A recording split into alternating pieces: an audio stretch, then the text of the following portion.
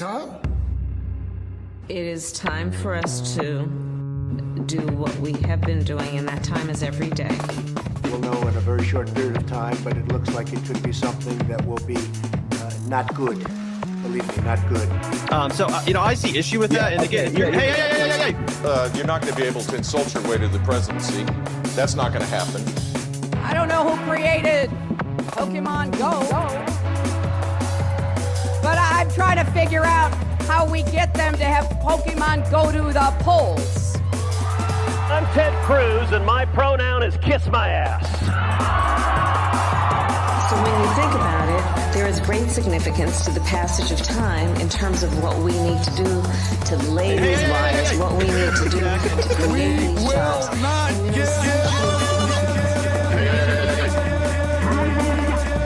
America is a nation that can be defined in a single word. I was going to put Not good. Believe me, not good.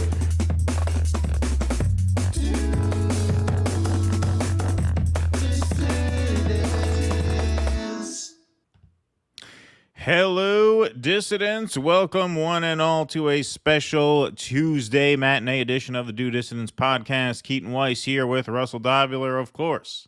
Hello.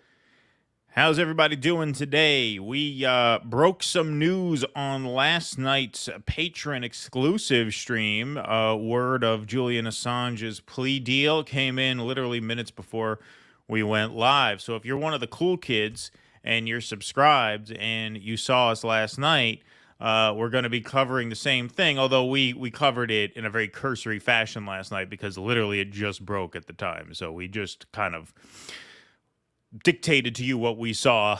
We have obviously much more thorough coverage of that today, but it's great to see everybody here, 573 strong in the YouTube chat to start things off, and we got a pretty good chat over on Rumble going 559 to start things off over there. So pleasure to see everybody with us on a day where we have some good news to report for a change. That's a nice change of pace.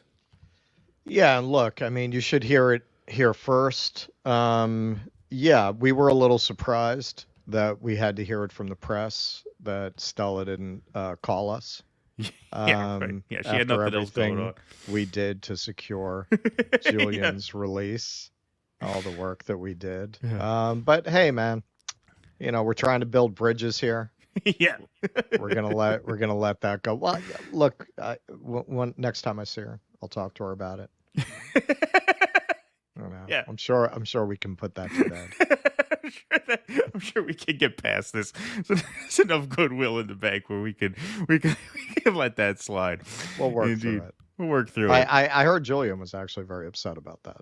Yeah, exactly. Hey, we realized Russ put out an article the other day, and we usually plug those on the show, but we didn't last time, so we will this time. So if you want to read a write-up on BuzzFeed in the style of H.P. Lovecraft. This is Russell's latest piece, published 4 days ago. Yeah, this was just a fun little piece because if you're like me, BuzzFeed headlines represent everything that's gone wrong in society over the last couple decades. Just all of the assumptions and understandings and insider cultural perspectives you have to even understand it suggest that your society is very sick. Only a very sick society would produce people for whom those headlines would be intelligible. So I said, man, it's not worthy of a serious treatment. So I'm going to do a H.P. Lovecraft cosmic horror treatment of BuzzFeed headlines. So that's what that is. Yeah, and that's on our Substack. It's also on our locals. It's free. So if you haven't joined our Substack, join our Substack.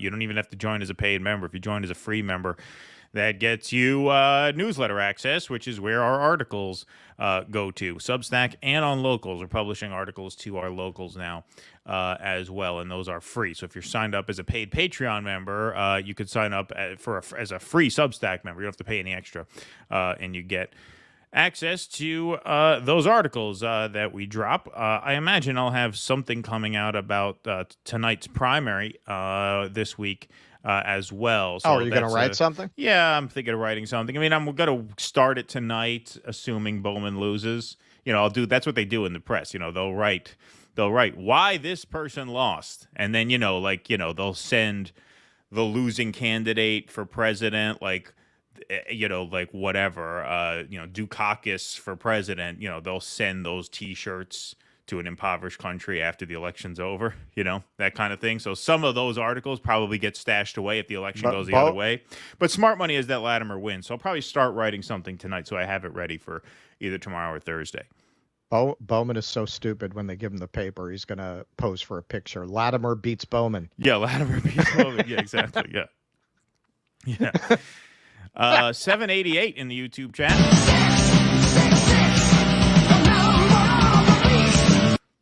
And we do have 711 in the Rumble chat. That's good for a left hand.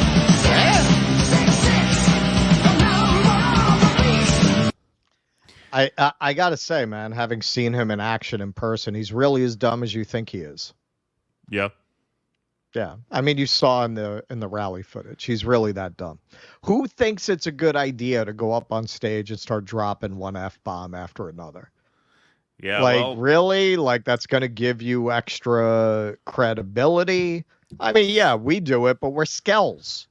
We're not running for Congress. That's why we're lowlifes. We're lowlifes.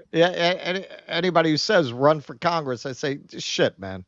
I will drag down anyone who ever shook hands with me once they start digging into my past. Yeah, right. Forget about it.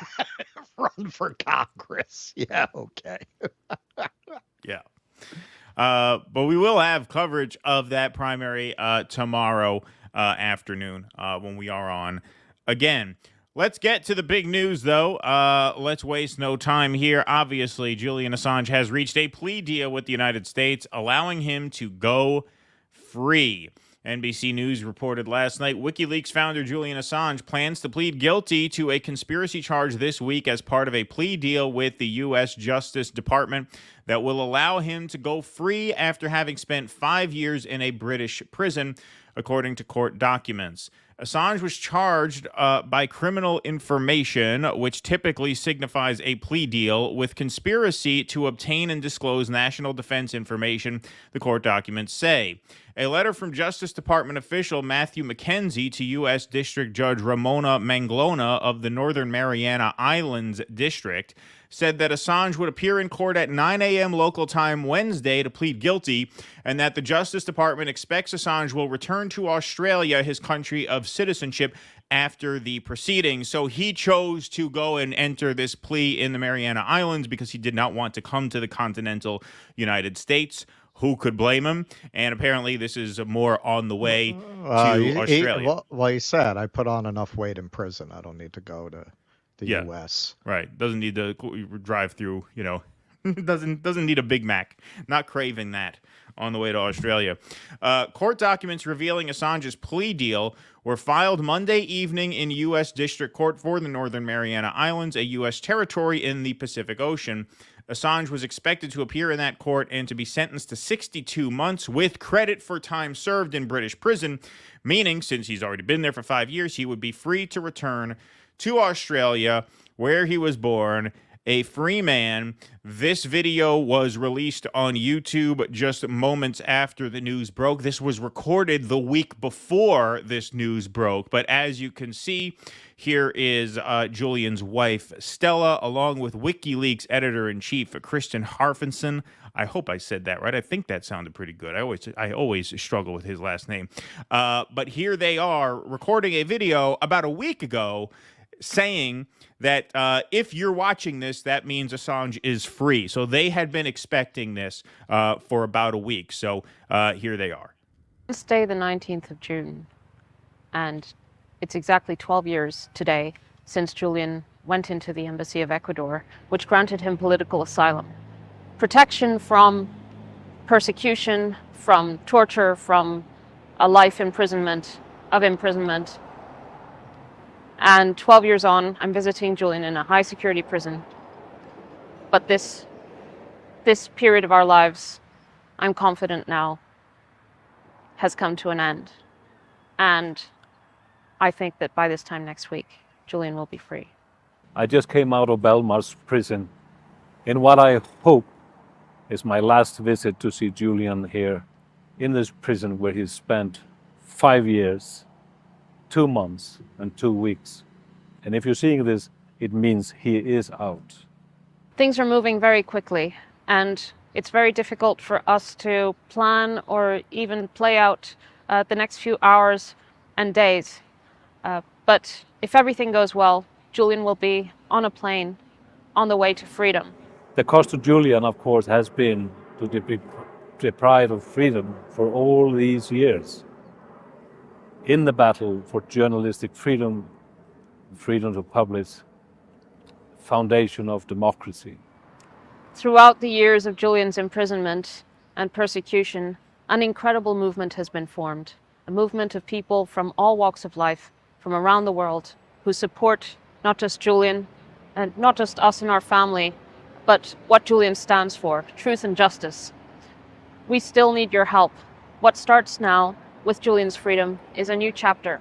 I can say in earnest that without your support, this would have never materialized, this important day of joy, the day of Julian's freedom. So thank you so much. This new chapter in Julian and our lives, we ask for your support as well. In the coming hours, we intend to start an emergency fund for Julian's health and recovery. I ask if you can, please contribute and help us into this new phase of Julian's freedom. And we'll have more information on that at the end of this segment. But just after the news broke, WikiLeaks tweets out Julian Assange is free. Julian Assange is free. He left Belmarsh Maximum Security Prison on the morning of June 24th after having spent 1,901 days there. He was granted bail by the High Court in London and was released at Stansted Airport during the afternoon, where he boarded a plane and departed the UK. So by the time news broke, he had already been out. This is the result of a global campaign that spanned grassroots organizers, press freedom campaigners, legislators, and leaders from across the political spectrum, all the way to the United Nations. This created the space for a long period of negotiations with the U.S. Department of Justice, leading to a deal that has not yet formally finalized. We will provide more information as soon as possible. This was yesterday. Things are happening very quickly now. He's on a plane. He's on a couple of different planes today. So for all we know, this is officially formalized as we speak. After more than 5 years in a 2x3 meter cell, 23 hours a day, he will soon reunite with his wife, Stella, and their children, who have only known their father from behind bars. His son, one of his sons is 8. I forget how old the other one is, but they have never known their father as a free man. WikiLeaks published groundbreaking stories of government corruption and human rights abuses, holding the powerful accountable for their actions. As editor-in-chief, Julian paid severely for these principles and for the people's right to know. As he returns to Australia, we thank all who stood by us, fought for us, and remained utterly committed in the fight for his freedom. Julian's freedom is our freedom. More details to follow. So we have obviously a lot more to show you here as this segment goes on, but I do want to go back here. This is the result of a global campaign, which, as they said here, created the space for a long period of negotiations with the U.S. DOJ.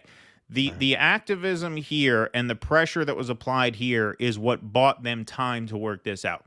Now, this is not a complete political victory, as we know, because he is pleading guilty, which basically formally criminalizes the act of journalism. But certainly worlds better than what very well could have happened. And for a long time, smart money was on the fact that, or was on the possibility, thankfully never actually turned into a fact, that he would die in jail. That was looking like an inevitable outcome for a very long time. But the action and the pressure is what bought Julian and his family and his team the time to get here. And it was hugely, hugely important and a huge victory in that way. We have plenty more. Do you want to say anything before we go on? Yeah. If you hadn't had such a global pressure campaign, it's hard to imagine you would have had this outcome. And a lot of it, you've speculated, and you're probably right. With all of the other problems the Biden campaign is having, they did not want him dying in prison on his watch before November, particularly given that exactly the people who are refusing to vote for him over Palestine, doubly so, are going to refuse to vote for him under those circumstances. But, and this is not in any way to imply that Julian had any responsibility to do other than what he did to return to his family, but it does set a very dangerous precedent. Yes, everyone who cares about this man and his family and feels rightly he's done his bit for king and country at this point, and he deserves to go home. This is a joyous thing, but it's also a very ominous outcome for even people like us. Yeah, no doubt about that. No What doubt about happens that. when Jose brings us the LaRouche files? Yeah, right, exactly. Yeah. Stella Assange tweets out, Julian is free. This was last night. Words cannot express our immense gratitude to you, in capital letters. Yes, you, who have all mobilized for years and years to make this come true. Thank you. Thank you. Thank you. Follow WikiLeaks for more info. So here's the first video released from yesterday morning, UK time, when he was released. Well, it'll have a number. We don't. Okay.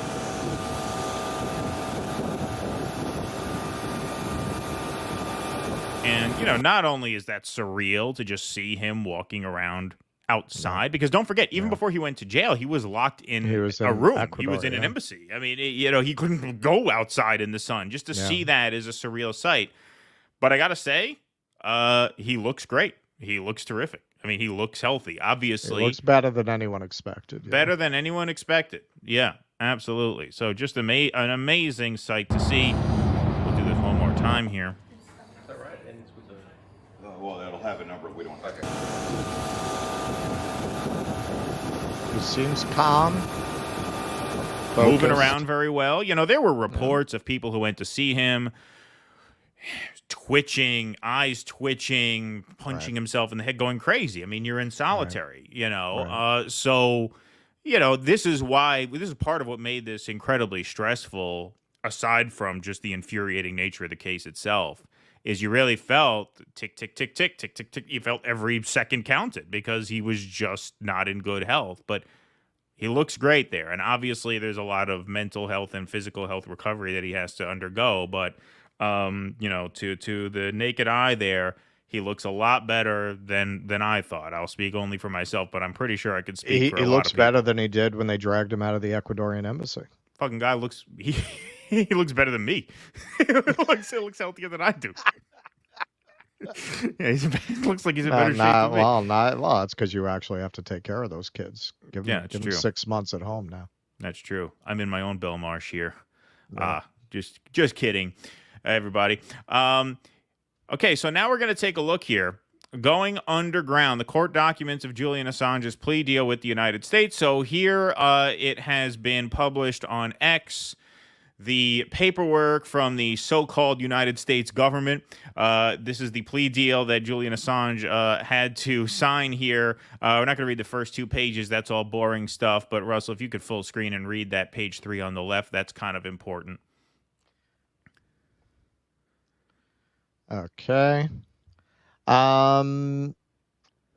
Defendant Julian Paul Assange, who will be first brought to the District of the Northern Mariana Islands, knowingly and unlawfully conspired with Chelsea Manning to commit the following offenses against the United States: to receive and obtain documents, writings, and notes connected with the national defense, including such materials classified up to the secret level for the purpose of obtaining information respecting the national defense, and knowing and with reason to believe at the time such materials were received and obtained, they had been and would be taken, obtained, and disposed of by a person contrary to the provisions of blah, blah, blah, to willfully communicate documents relating to the national defense, including documents classified up to a secret level, from persons having lawful possession of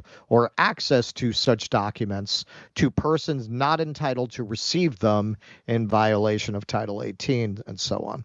To willfully communicate documents relating to the national defense from persons in unauthorized possession of such documents to persons not entitled to receive them in violation of Title 18, in furtherance of the conspiracy and to accomplish its objects, Assange and Manning committed lawful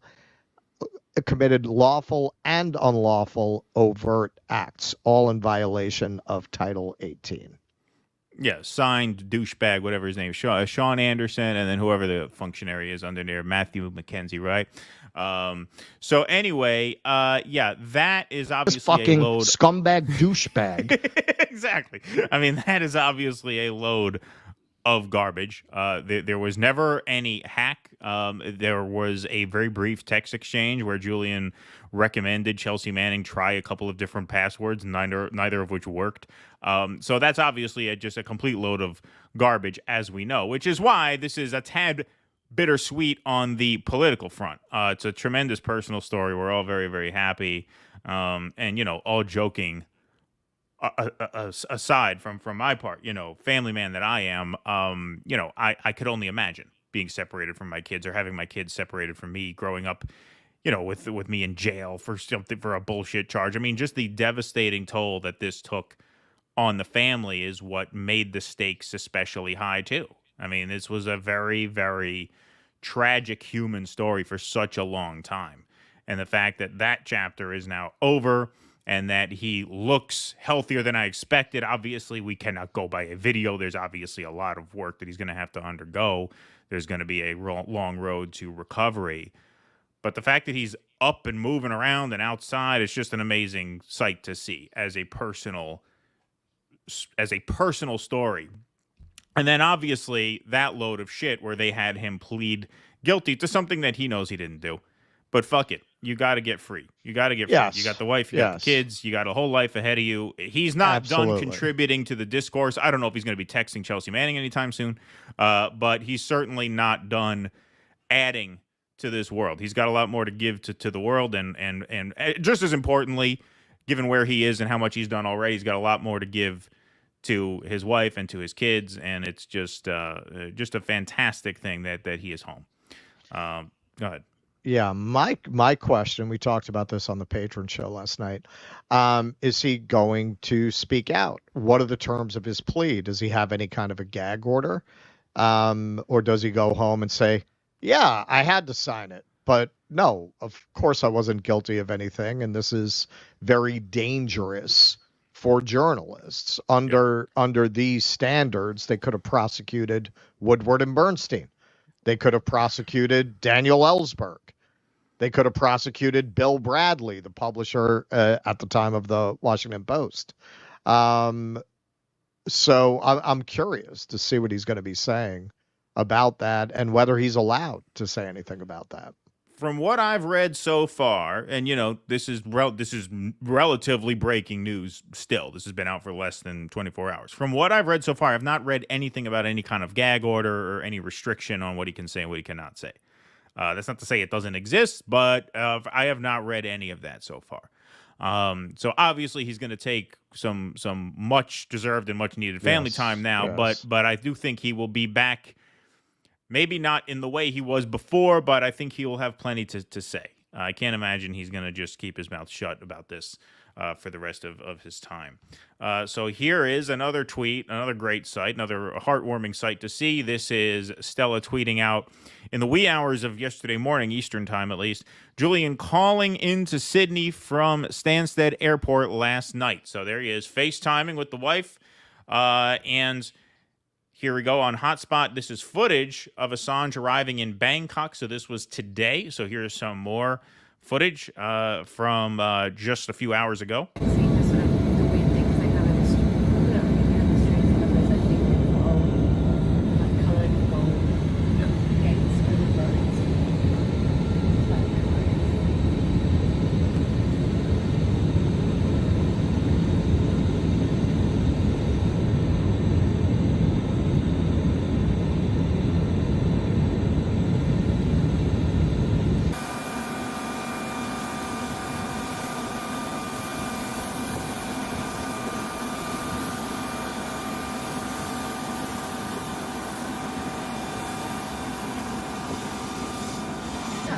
It's just like maybe like 100 dollars to go to Sydney or something like that, or up to the northern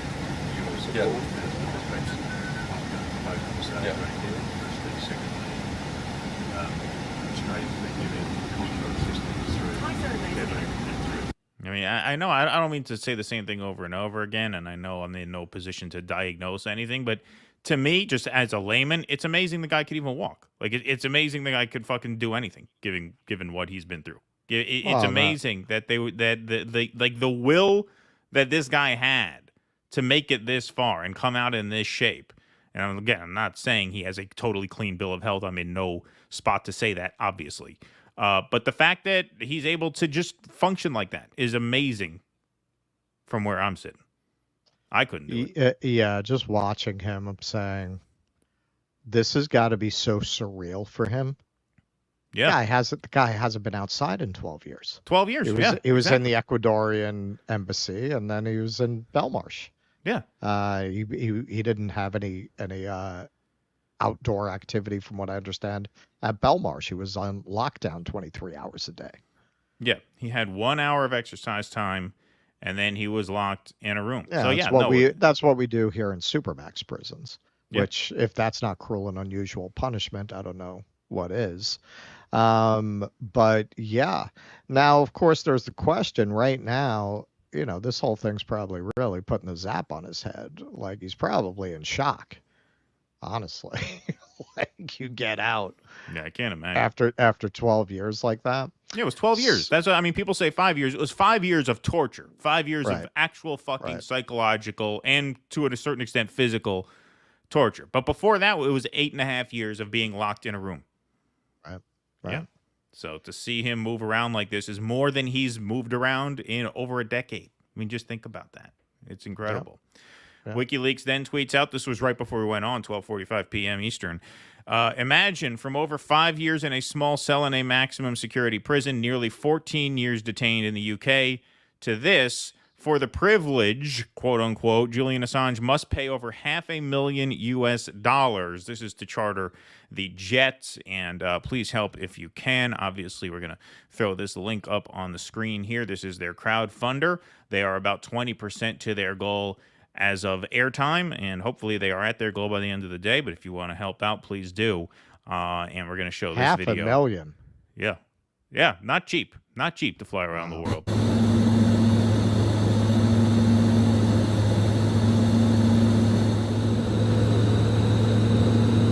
You know, there's all kinds of other fucking expenses, probably. There's the movie.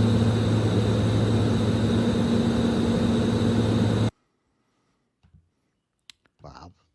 George Galloway tweets out, I supported Julian Assange from the first. I supported him against fake allegations when others were calling him foul and demanding his extradition to Sweden. Those were the sexual assault charges that ended up being dropped multiple times. That case was actually dropped. I supported him against the British state prosecutor Keir Starmer, against Biden, against Trump. My then 7-year-old son drew a childish plan whereby Julian could escape across the rooftops of Knightsbridge. My family's joy that he is now free and with his family overfloweth. By Wednesday, on the Mother of All Talk Shows, I will have plenty to say about what happened to him. My salute to all his faithful supporters around the world. The victory is yours. Aaron Mate, Julian Assange is free. It's so nice to have some actual good news in this cruel, unjust world. Amen. We want to give a special shout out to our friend Misty Winston, who has to be feeling pretty damn good right now. I'm proud of us. We are proud of you, my friend, for, you know, leading the way in this space of ours. You were always the go-to person on all things related to this issue. So I hope you are enjoying this day as you very much deserve to. Let's see what AOC has to say about this. We broke this last night. But Misty will finally be realizing her dream of starting a Tradwife Instagram account now that this has been put to bed. And we're talking about doing a partnership on that because we're dropping the Wednesdays. So it might be Tradwife Corner with Misty. Might move into that slot. We'll see.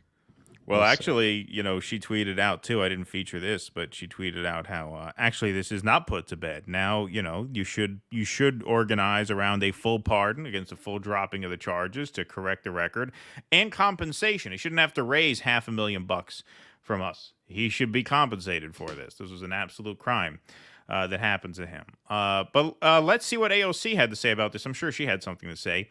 New York, today is primary election day. It's time to vote. Polls open now until 8 p.m. Picture of her empty rally the other day. Let's see if Jamal Bowman wanted to rally the troops at the last minute around this. We're out here early to ensure that the people's voice is heard. Every vote counts and every second counts today. We need you to volunteer with us throughout the day, whether it's for 5 minutes or 5 hours, to ensure that New York 16 gets to the polls. The reason I included those, and Bernie didn't have any tweets about anything. Right. But the reason I included this is to show that none of those three idiots at the rally the other day have said anything about this in the past 16 hours. Not a thing. Not a really? thing. Those fiery radicals? Bowman didn't say, motherfucking Julian Assange finally got the fuck out of prison. That's the motherfucker that I'm talking about. Yeah. He didn't say that? Yeah. No, nothing. No? Not even, it couldn't even spare an F-bomb for Julian. No. Dropped a bunch of them on stage, but nothing. He was giving them out so freely at his rally. Yeah. Yep.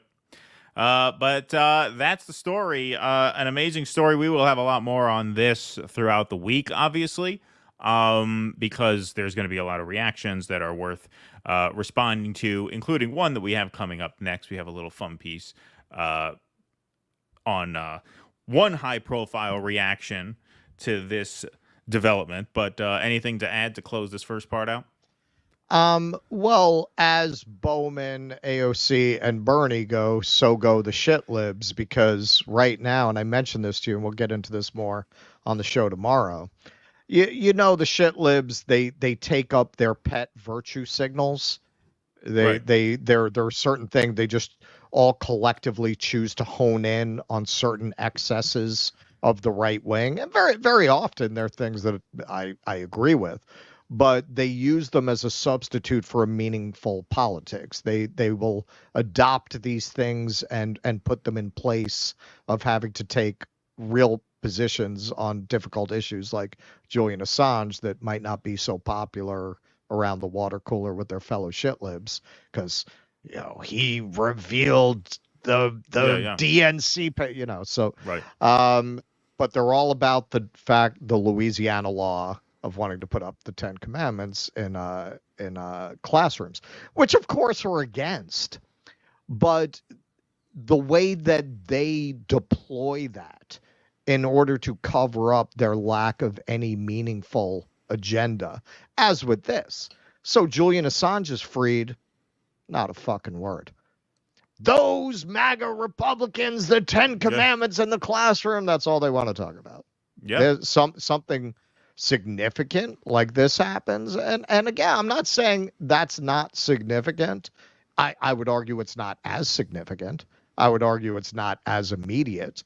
And I would argue if you are not sure what you think about this because you've gotten mixed signals from the establishment, Rachel Maddow went up there and kind of apologetically and sheepishly said, yeah, it is kind of a threat to free speech. Honestly, that is the only reason you're not seeing them say he should have done 25 years. The only reason you're not seeing that is because some of their idols kind of sort of were like, yeah, guys, in the end, this is bad for everybody. So just not saying anything. And that is why when you look at when they get on board with these causes like the 10 Commandments in the classrooms, they almost make you for it because you're so disgusted by the people who are against it and the way they're using the issue. Yeah, well, it certainly creates, makes the issue, I don't want to say feel less important, but it definitely puts it down on your list of priorities, right? Because you just kind of want to wash your hands of that, because you just feel like, hey, if you got nothing to say about genocide or about Julian Assange, and who gives a fuck about what you have to say about anything else? That's it. Yeah. That's it. Exactly. All right, let's go on to some super chats here. Eric Rousseau, I hope Assange wasn't flying on a Boeing. Yeah, that's cue the Curb Your Enthusiasm music there. The door, but that'd be like the M. Night Shyamalan ending. The door closes on the plane and it's Boeing. That's I was talking to King because I'm thinking about doing Southeast Asia in the winter, and to travel between Laos and Vietnam, usually people will take a quick jaunt on a plane. If you're doing that kind of a trip, if you're going to take planes, it's going to be pretty much impossible to avoid getting on a Boeing because they're just everywhere. Like, I can do it domestically because you have JetBlue. But you just got to kiss it up to God at that point, and I hope you get there in one piece, as we'll see in our next segment. That's right. Eric Rousseau, but Cenk just can't trust Assange. Yes, that's right, Eric Rousseau. Yes, our friend Big Mad Crab tweeted out a little video of that from the time capsule last night. That made the rounds. Aren't you afraid, says Sparky, thanks for the $5, that a free Assange will derail your dream of a borderless world run by a central authority? He also says Assange should settle in a BRICS country. Australia, Five Eyes country, probably isn't safe for him. That's where he's going for now. Australia apparently did want him back, so we'll take it one step at a time. But that's not terrible advice. It was a bit of a blow to their national pride that their ally America was like, yeah, we'll keep them as long as we want. Fuck you. Yeah, fuck you. Fuck exactly. Off. Yeah, indeed. I think you two have the wit of Jimmy Dore, the wisdom of Caitlin Johnston, and the integrity of Glenn Greenwald. Much love from Schenectady. Well, thank you, Sparky Gump. Those are high compliments for sure. Appreciate that, and a high compliment from a neighbor. I'm right in your neck of the woods. I'm about 20 minutes from you. Now, please allow us to change your mind over the next hour and a half. Yeah, right. Yeah, exactly. MFs act like they forgot about Gitmo and the Patriot Act, says DC. Yes, thank you, DC. Nocturnal Human says, I missed the local stream, but I was actually going to suggest that you do pre-recorded segments co-hosted by your frequent call-in supporters like RB Ham for when Keaton has family stuff to do. That's right. So we are switching to 3 streams a week plus some pre-recorded content starting in July, starting next month. So thank you for that, Nocturnal Human. Let's see here. Trudeau's Liberals lost a seat in one of their strongholds last night, held since 1993. The next federal election is expected in October 25. You guys should come up to cover it. Yeah, that would be fun, actually. That'd be a lot of fun. Maybe I can go to Canada. I can go to Toronto. Not that far. I just got to ixnay on the trans nay, or I'm going to wind up in jail nay. That's right.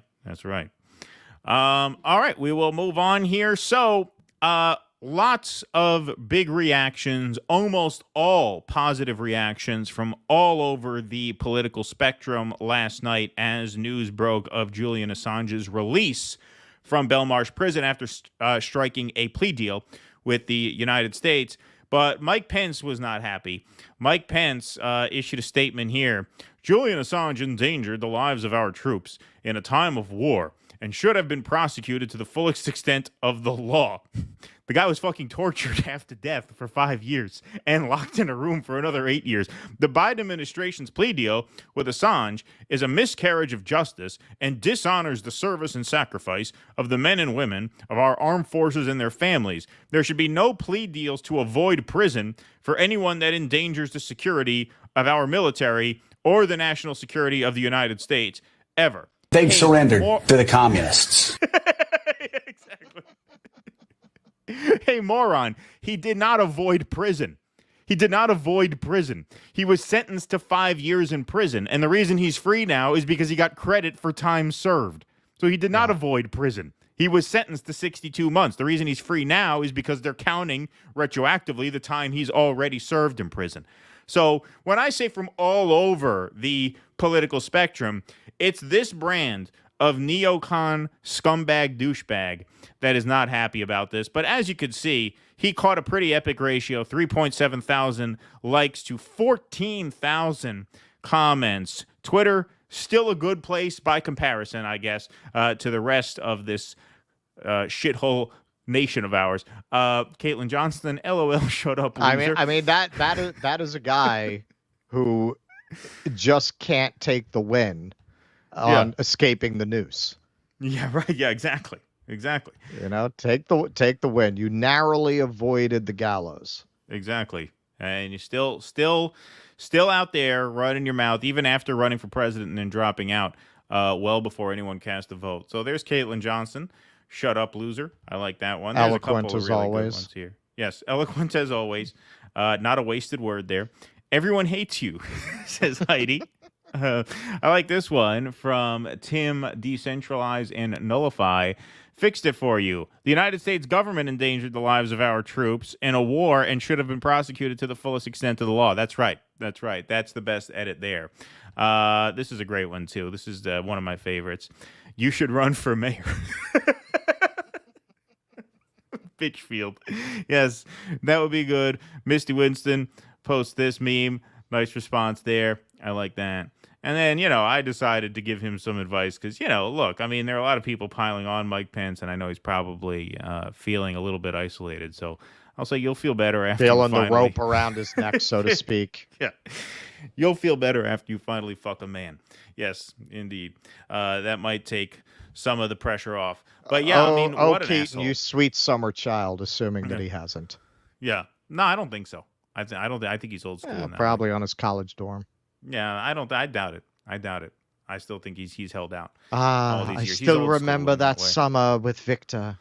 He smelled like buttered crumpets. I don't get that vibe from him. I get the vibe from him that he's never actually gone there. And so that's why I gave him the advice that I did. Yeah. But I mean, look, that is the corner of society that is upset about this. The old guard, neocon Democrat, neocon Republican, that 20% of the country that approved of George Bush on his last days in office. George Bush left office with an approval rating, I believe, 22 points. Like, those are the people who are upset about this. And even they have nothing really to be upset about because, as I pointed out, Mike Pence wrongfully stated that he got a deal to avoid prison.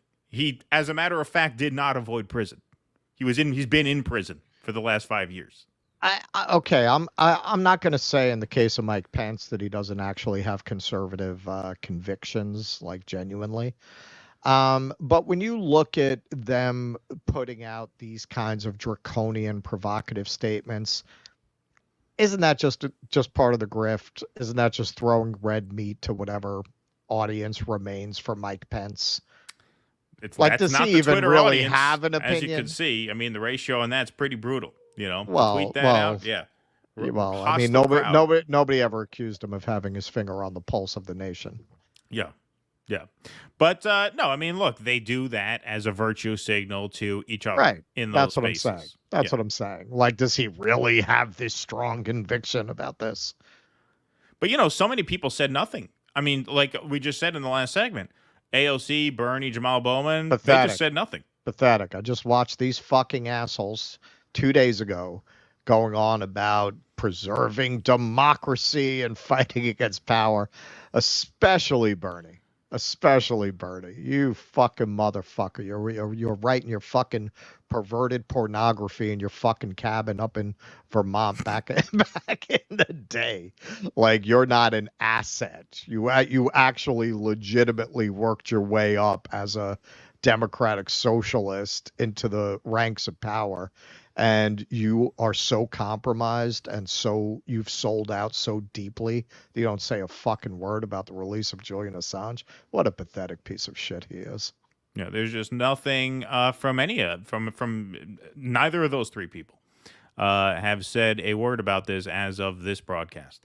Summer of 1970, Aussie Gov is a snake in the grass. Tread carefully.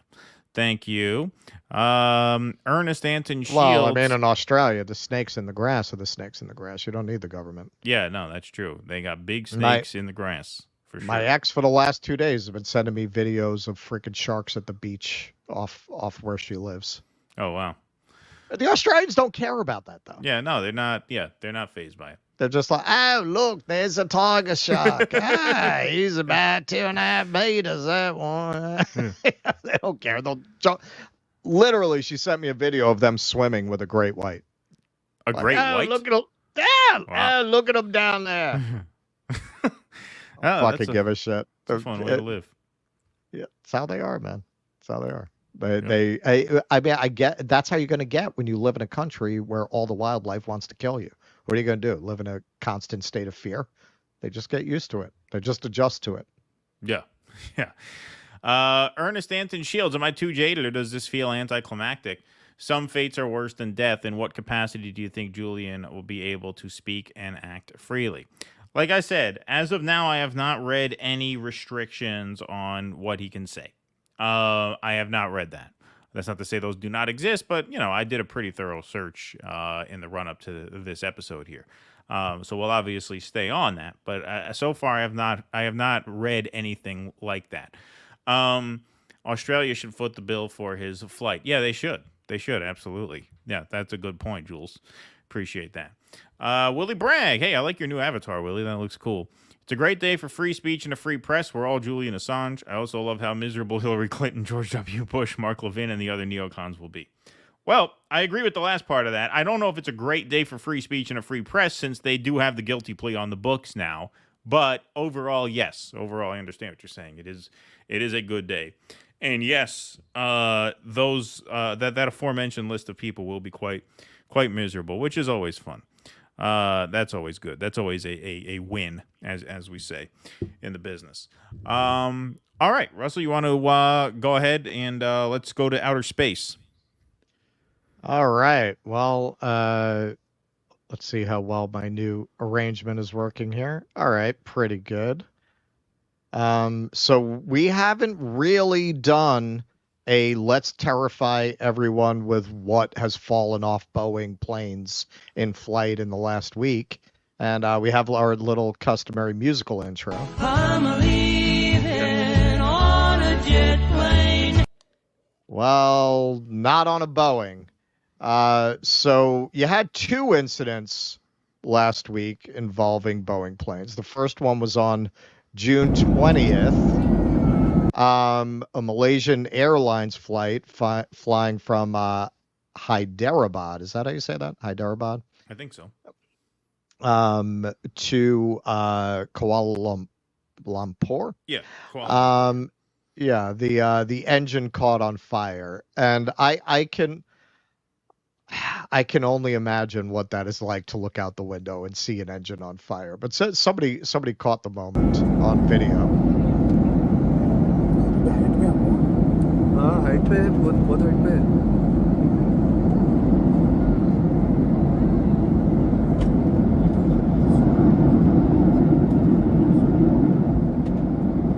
So this was a 737-800, not a MAX.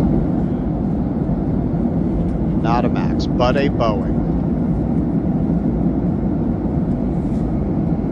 All right, so you have that. So, hey, Boeing, one thing you can give them is one incident per week is never enough. They always go the extra mile. So just a few days later on the 24th, this was a MAX, a 737 MAX 8, lost pressure in flight and had to descend 25,000 feet within 5 minutes, precipitating the deployment of the oxygen mask. So somebody took an image of that.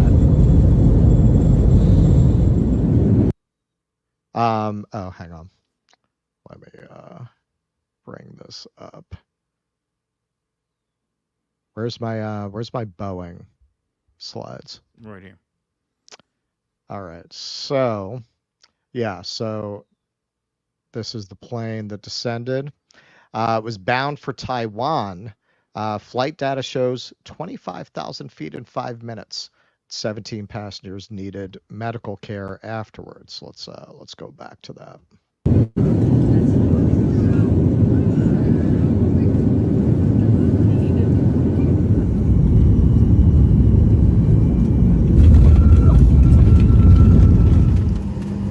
I can't tell if that's the landing gear or someone screaming upon landing. Okay, so what better company to entrust your space program to than Boeing, of course. NASA astronauts' return on Boeing spaceship has been delayed repeatedly. How you could send your astronauts up on a Boeing, I don't know. But they did, and they are coming to regret it.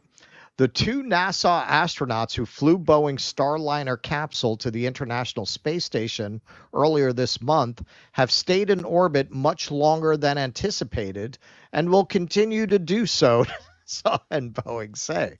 The original plan for this first crewed test flight of the Starliner called for veteran astronauts Butch Wilmore and Sunita Williams to spend about a week on the space station before riding the capsule back to Earth. They arrived at the orbiting outpost June 6th, but their return journey has been postponed several times. NASA initially floated June 18th as the earliest date the astronauts could return, after which the agency said the flight back would happen on June 22nd. Then that was changed to June 26th. And the latest delay announced Friday pushed the planned landing back to an as yet undetermined new date. Yeah, look, we'll bring you back when we bring you back, all right? You got food up there. You got to shut up. You relax. Come on. You know how much people pay to go up there? You're lucky. You get to stay up there longer. You're lucky we're not charging you. The world's a dangerous place right now. You're better off up there. You're better off up there. Any day now, this place could be a fucking cinder. Yeah. The reason for the adjustments, NASA has said, is an investigation into issues with the capsule that cropped up earlier in the flight. The spacecraft's propulsion system has a slow helium leak, something mission managers knew about prior to launch. At the time, they said it was unlikely to affect the test flight or the safety of the astronauts, but 4 additional helium leaks were detected once the spacecraft reached orbit. That sounds like a Boeing, all right. As the Starliner craft neared the space station on June 6th, 5 of its thrusters also malfunctioned, delaying the final approach by just over an hour. Officials at NASA and Boeing said they are continuing to monitor these issues as they plan for the capsule's return. Quote, "We are taking our time and following our standard mission management team process," Steve Stitch, manager of NASA's Commercial Crew Program, said in a statement. Quote, "We are letting the data drive our decision-making relative to managing the small helium system leaks and thruster performance we observed during rendezvous and docking. Nothing to worry about." The Starliner's test flight to the International Space Station is meant to demonstrate that the vehicle can safely ferry astronauts to and from low Earth orbit and to assess its various systems in space. The capsule's launch, too, faced multiple delays before it finally lifted off on June 5th, years behind schedule and way over its initial budget. NASA officials suggested in a blog post that although no date for the astronauts' return is set yet, it could come after a planned spacewalk at the International Space Station on July 2nd. There are enough supplies to accommodate the visitors, and there is no need to hurry the departure, the official said. Stitch said NASA will conduct a full review before the go-ahead is given for the capsule's undocking. Wilmore and Williams are currently living on the ISS with 7 crew members who were already stationed there. And just interesting to note, in spite of the fact that we're on the verge of World War III, the cooperation with the Russian space program seems to continue. There are 3 Russian cosmonauts up there. During their extended stay in space, Wilmore and Williams are helping out with tasks at the space station and carrying out other tests as part of NASA's process to certify the Starliner for future missions. Now, this part is really funny. Quote, "The crew's feedback has been overwhelmingly positive, and they know that every bit of learning we do on the crew flight test will improve and sharpen our experience for future crews," Mark Nappy, Vice President and Program Manager of Boeing Starliner program, said in a statement. Boeing hopes to eventually conduct routine flights to and from the space station for NASA, similar to the commercial service that SpaceX has been providing the agency since 2020 with its Crew Dragon capsule. What are these astronauts going to say? They're stuck in space and completely dependent on Boeing to get them back. Yeah, no, Boeing's great. Please get us home. Please, God, for the love of God, get us home before the 4th of July. Can you imagine being those astronauts? I'd be shitting my pants. I'd be shitting my spacesuit. And it's a good question. Like, what are you in a position to say? Talk about a situation where, you don't really hold the cards, especially given Boeing's very questionable, shall we say, record of retaliation against people who talk shit about them.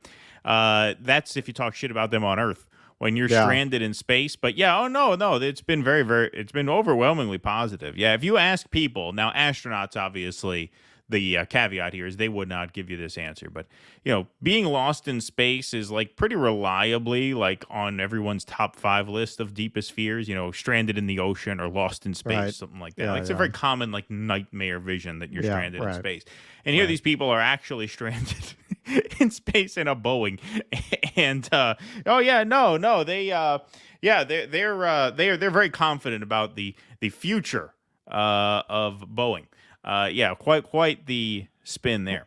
Well, and this is an example. And for the Elon stands, I said this last night on the Patron show with our resident Elon stands, Jules Vega. I'll give him this, man. SpaceX doesn't seem to be having these problems. God knows the press hates Elon. You'd be hearing about it if they were. That seems to be going well, but it seems like the issue is just as with Boeing and Airbus. You say, how could there only be 2 manufacturers of planes, and both of them are partially dependent on the same main supplier for a lot of key parts? That's a very specialized area of manufacturing that, needless to say, requires an enormous amount of capital, an enormous amount of organization and management capacity and access to engineers and mechanics and fabricators and so on. There just aren't a lot of companies on the planet that can build something like that. Right. So they're already, you can't say switch to SpaceX. They're already using SpaceX, which is probably already operating at the limits of its manufacturing capacity. So what are they going to do? If they want to increase their flights, they're going to have to deal with somebody else. And in America, that's generally going to mean Boeing, which this is why I keep saying, I don't think it's out of the question that they do a government takeover of Boeing.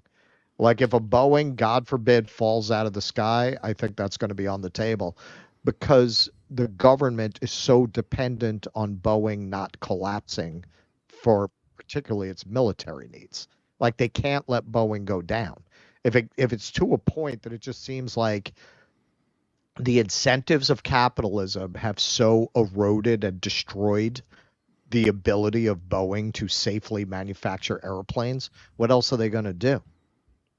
Yeah, no, I think you're right. I think that is definitely a strong possibility. We'll have to see. There are a lot of things that have to happen first, but I don't think that's a crazy look into the future. It doesn't seem like it's, that'll never happen. It seems like, there's a decent chance. It is a freaking miracle that none of these planes have crashed yet. Yeah. It is a miracle. That plane that just shut off. Yeah. In the middle of flight, and then it came back on, and nobody knows why. Right. Yeah. Yep. No, it does seem crazy that of all these things that have happened, that something hasn't gone really disastrously wrong, irreversibly wrong, for sure. All right, folks, we're going to pause quickly here for a game break and a word from our sponsors. And a word from our sponsors is a word from our patrons. So, yes, you can go to patreon.com/Due Dissidence and become a member of this program. Members receive their name up in lights here on the patron scroll. You also get call-in access to our weekly Q&As every Sunday night on Rumble.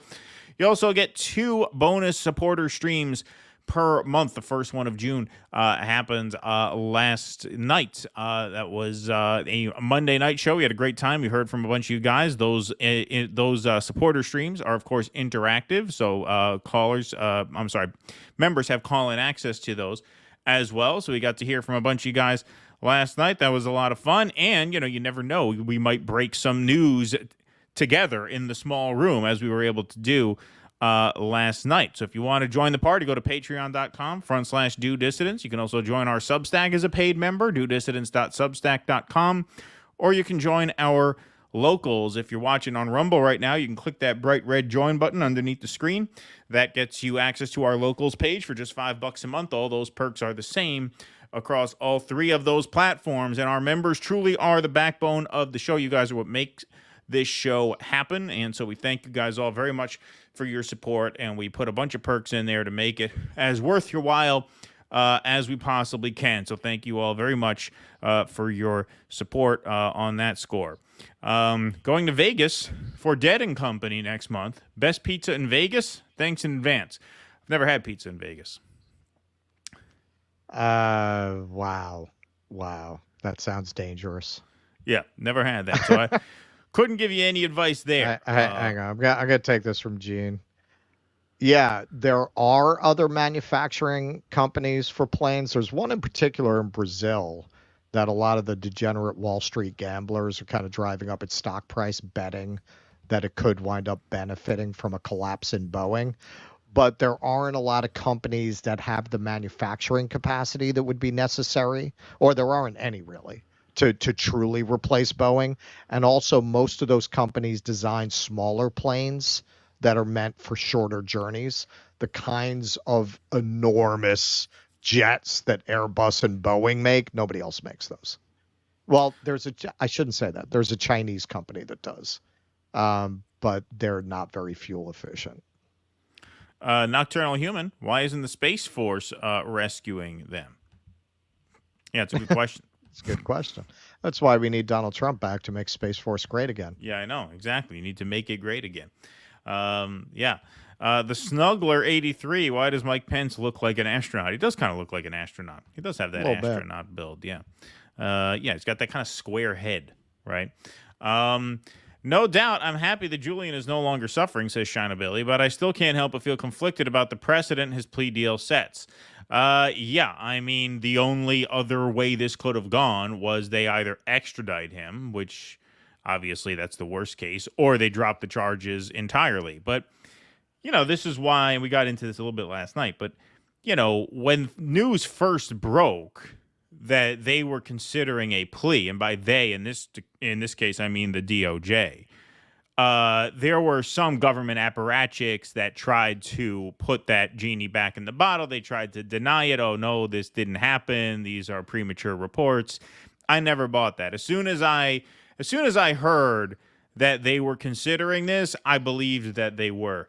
And I believe they were because I just didn't think this was something that Biden needed over his head coming down the stretch of the campaign season, given all of the other headwinds that he's facing. A plea deal made sense to me from a strategic standpoint, looking at it from where Biden sits. Right. Well, you get the best of both worlds, right? You validate the prosecution while sparing yourself the gruesome spectacle and nightmare of having this guy die in essentially U.S. custody. Not technical U.S. custody, but the U.K. was holding him at our request. And so, it was a win-win for them, and which is why I had a feeling that it was for real. Yeah, they didn't have to compromise the legal principle, which is what they really cared about more than torturing Julian Assange to death. Exactly. So there was really no downside from where they sit for actually doing it this way, which is why it made sense that they were. And which is why when those reports came out, I said, this is probably for real. This is probably for real. Now, there was no guarantee that it was all going to come together in time because he's been in failing health for all these years. And we didn't know. I mean, there were people who have gone in there and have spent time with him. Tucker went in and spent some time with him and talked very little about his experience. But, Tucker's assessment was not as dire as some others. But we've heard some others that were horrible. And so there's always the anxiety that, is this going to move along quickly so that the worst doesn't happen? And thank God it did. Some long-haul flights are Airbus or Embracer. Thank you, King One Supreme. Interesting. Embracer. That's the one, I think, from Brazil. Okay.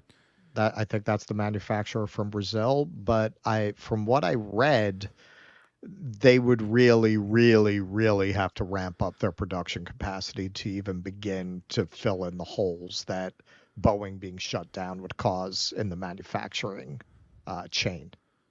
Right. We need a new party, says SB, to replace the Democrats. We need our own George Galloway. We need Jimmy Dore, Jose Vega, and Jackson Hinkle to form a new party. Thank you, SB. We do need a new party. That would be a good idea. Or no parties. I read that the UN warns U.S. and arms manufacturers that continuing to arm Israel will result in international charges of aiding genocide. I will have to look into that. Maybe that for tomorrow. Thank you, Half Dolly. Appreciate that very much. Did we say June 6th? We meant June 6, 2025. Sorry for the confusion. NASA, yes. But you're in space, so the time goes faster, right? Something like that. It'll feel like 3 days to you. Yeah. Yeah, you'll come back. The apes will be in charge. Yeah, right. What's the thing where space, time moves quickly down here? You maniacs! You blew it up. That's right. Bad enough being stuck up there, let alone having the chocolate like chipmunks. Thank you, Steve McNelly. Appreciate that. Okay. We are going to move on here. All right, this is a fun story. So, folks, the presidential debate is this Thursday. The first presidential debate, Thursday, June 27th, between Donald Trump and Joe Biden. And Trump, predictably, though in my opinion, ill-advisedly, is making a big deal out of the fact that CNN is hosting it and that the refs are going to be biased. And I'll give my sort of more thorough take on that in a moment.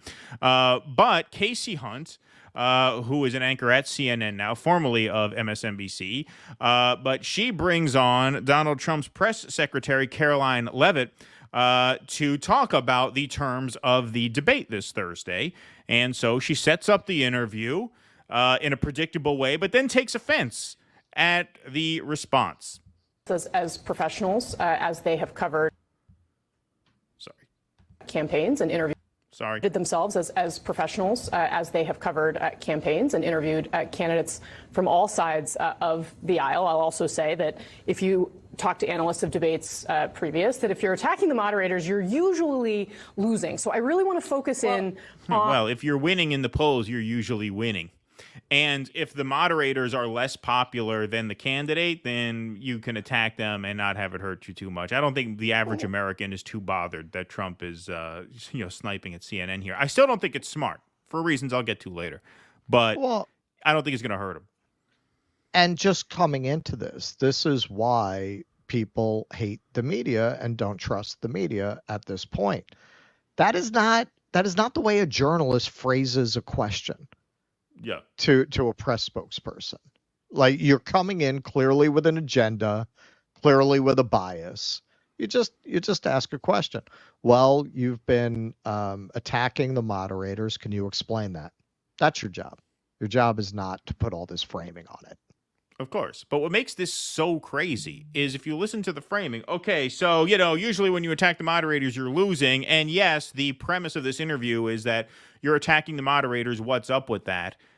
Her answer seems perfectly in line with the question. Despite that, Kasie Hunt takes offense. So let's take a look. Right. On what these two men are going to do and say when they stand on the stage. Now, we have a little bit of what Donald Trump, your boss, has said in trying to set expectations for this debate. I want to play a series of his comments, and then we'll talk about it. Watch.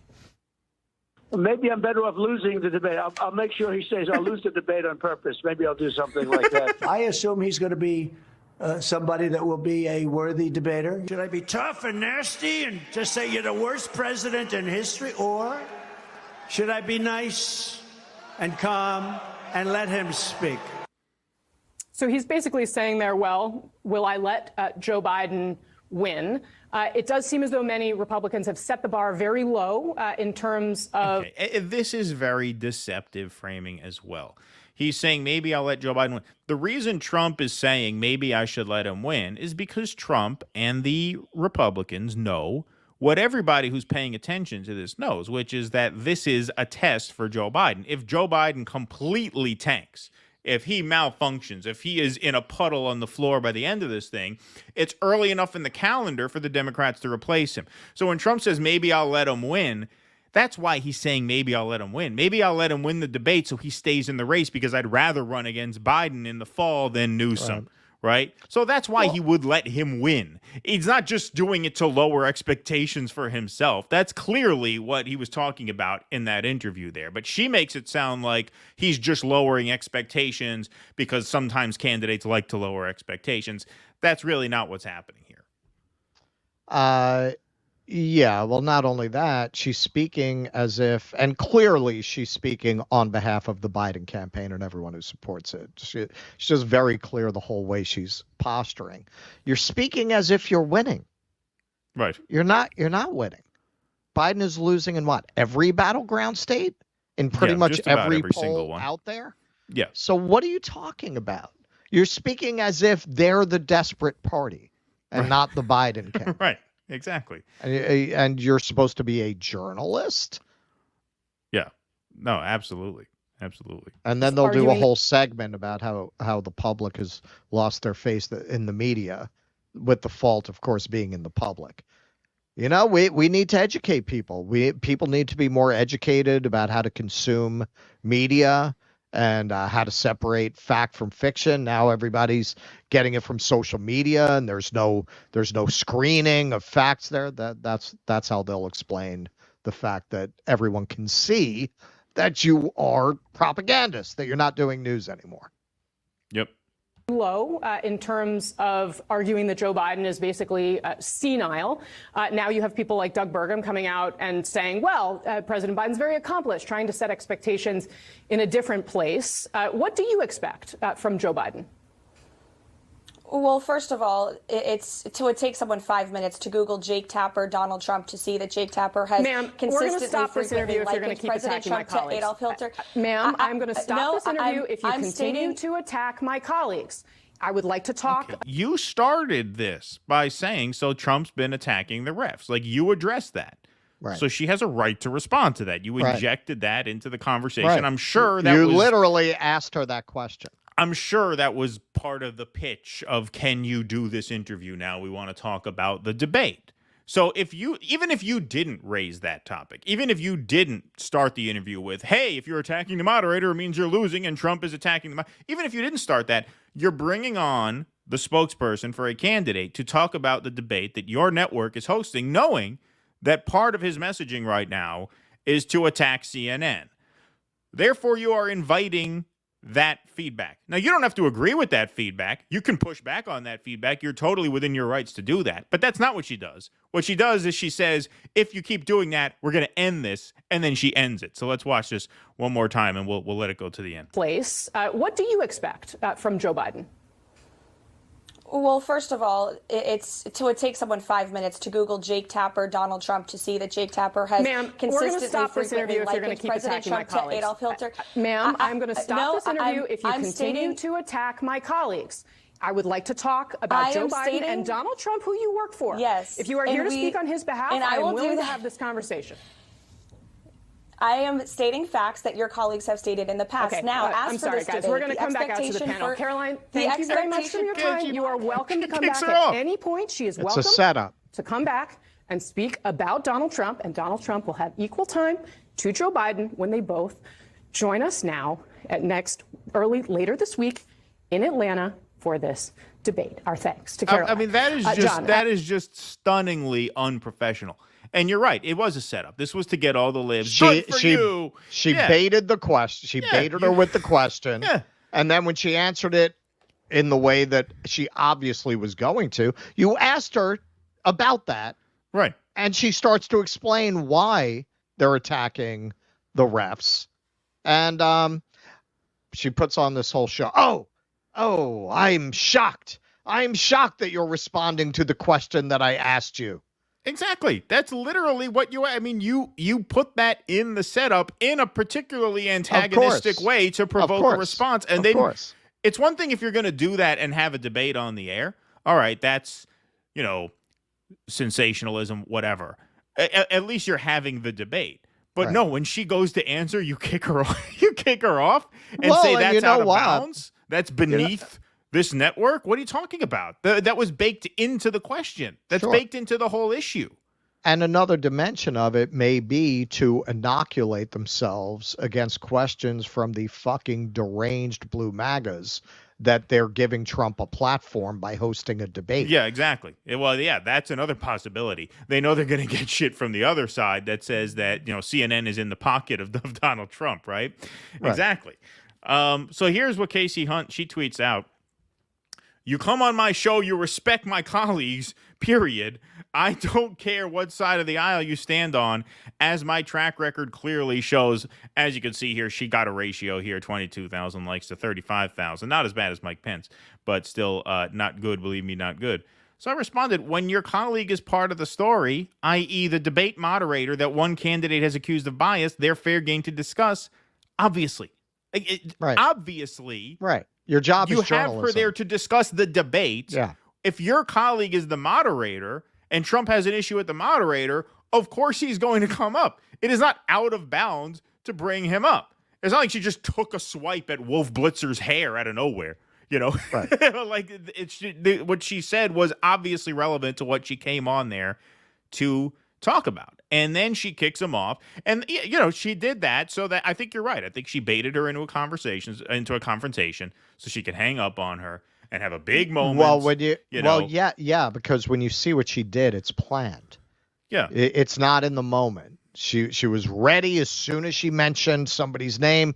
Ma'am, she was ready. Right. That was all a setup. They just invited her on to do that so that the 16 people who watch CNN would go, as they did. I sent that over to you. Greg Foreman, Black Conservative, did a segment about The View.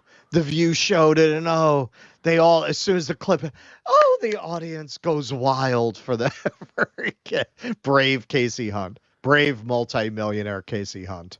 Yeah, I should have pulled some of the positive reactions and put it as part of the slideshow. I didn't think to do that, but I'm sure they were out there, even though it was mostly a negative response.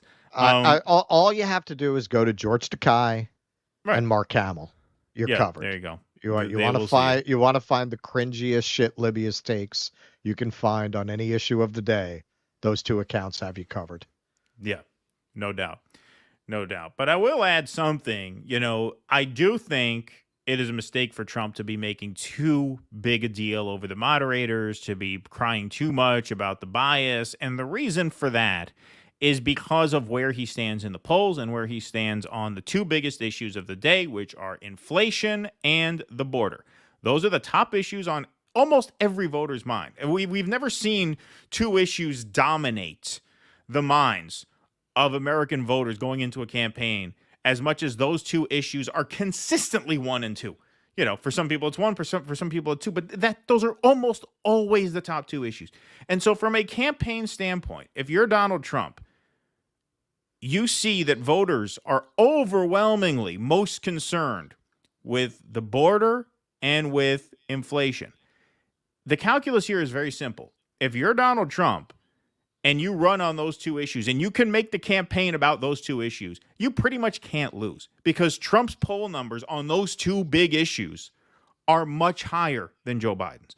Right. If you make the campaign about that, it's an unlosable race.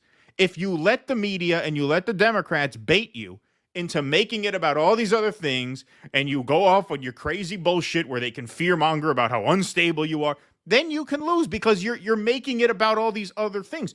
the top two issues of the day are issues that are right in your wheelhouse for better or for worse, right? I'm just putting my pundit hat on here. You got to stay laser focused on those issues, and it's unlosable.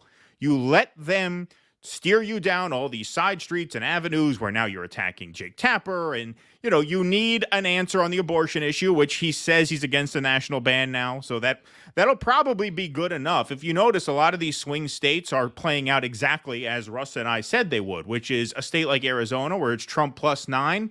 You have Ruben Gallego, the Senate candidate, beating Kerry Lake by a couple points. That's because the voters in those states prefer Trump to Biden, but they don't want to give Republicans all the power in Washington. They want to put a Democrat in the Senate as a hedge in a post-Roe world. Yes, because there is no exactly. Roe v. Wade stopping a runaway train of Handmaid's Tale shit if the Republicans control the House, the Senate, and the White House.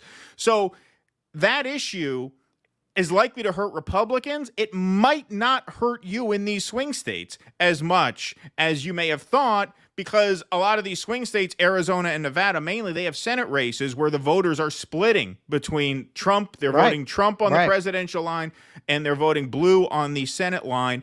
That, I think, is going to be very common. I think we're going to see quite a bit of that in November. So the point is, you need to run on a couple of issues that are dominating the minds of the voters and keep it about that. This other shit does not help him. It does not help him. It makes for good online content. It gets the base riled up. It's funny. It's good for podcasters like us. But if you're running his campaign, you have to say, don't be a maniac. Don't fight. Don't get baited into these sideshows. You got to run on the border and the price of groceries, and you almost cannot lose if you run on those two things, and you keep the conversation centered on those two things. I agree. I don't think he can't spare a few jabs at the fake news media. It's part of his No, you can do that, but you appeal. don't want the story coming out of the debate that he had a meltdown at Jake Tapper, because that takes the focus off of the strongest It's not issues. like top 10 reasons I would date my daughter if we weren't related. Yeah, right. Yeah, exactly right. Yeah. Attacking the press usually redounds to his benefit. Yeah, but the point just is, you don't want center that. You don't center that. You don't want the story coming out of the debate that he had a meltdown at Jake Tapper and have Biden basically skate by, right? Sure. Yeah. No, he does best in these situations when he's in wisecracking New Yorker mode. Your mother should be running. Yeah, right, exactly. Just that. That's the kind of thing that works for him. If he handles the disdain for the moderators in that way with wisecrack, everybody knows you're fake. Everybody knows who you work for. Everybody knows you're fake. That's all. That's all he needs. Yeah, because that is actually a good deflect, because they're going to come at him. Biden has to make the race about all of the shit lib talking points, right? Which that's not necessarily a great play, but given his dismal record, it's really the only thing he can do. January 6th, the 2020 stuff, and then obviously these, whatever it is, 34 convictions are going to come up over and over again. Right. And if you're Trump, you have to. Well, that's it. They're gonna hit the same. Trump is morally disqualified by his character to be president thing that Hillary did. Yeah, and if you're Trump, you have to come off of that. You have to say, well, you're fake, you're biased, and here's why he's a failure, and here's why they're bringing that up, because they have no record to run on. I would advise him, if I were advising him, to pivot off of that as quickly as possible, because you don't want the big story to be Trump versus CNN, because then Biden's not in the headline. You want Biden to crumble and have that be the story. If you're fucking going at it with the moderators all night and he's standing there falling asleep and getting away with it, then that's an L. So we'll see. We'll see. Listen, the smartest thing to do with Biden is, you ever have one of these teachers in school where if you didn't really want to have to pay attention that day, you'd ask them something like, why is the earth tilted on its axis? Because you knew that would take up the rest of the class time. By the end of class, they'd be talking about the time they served in Korea. Yeah.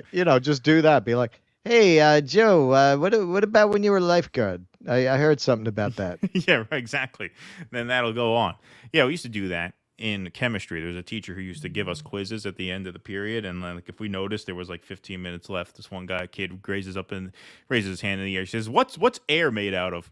To try and get him on a thing, so we didn't have to take the quiz. That was an actual question that one of my friends asked. That was funny.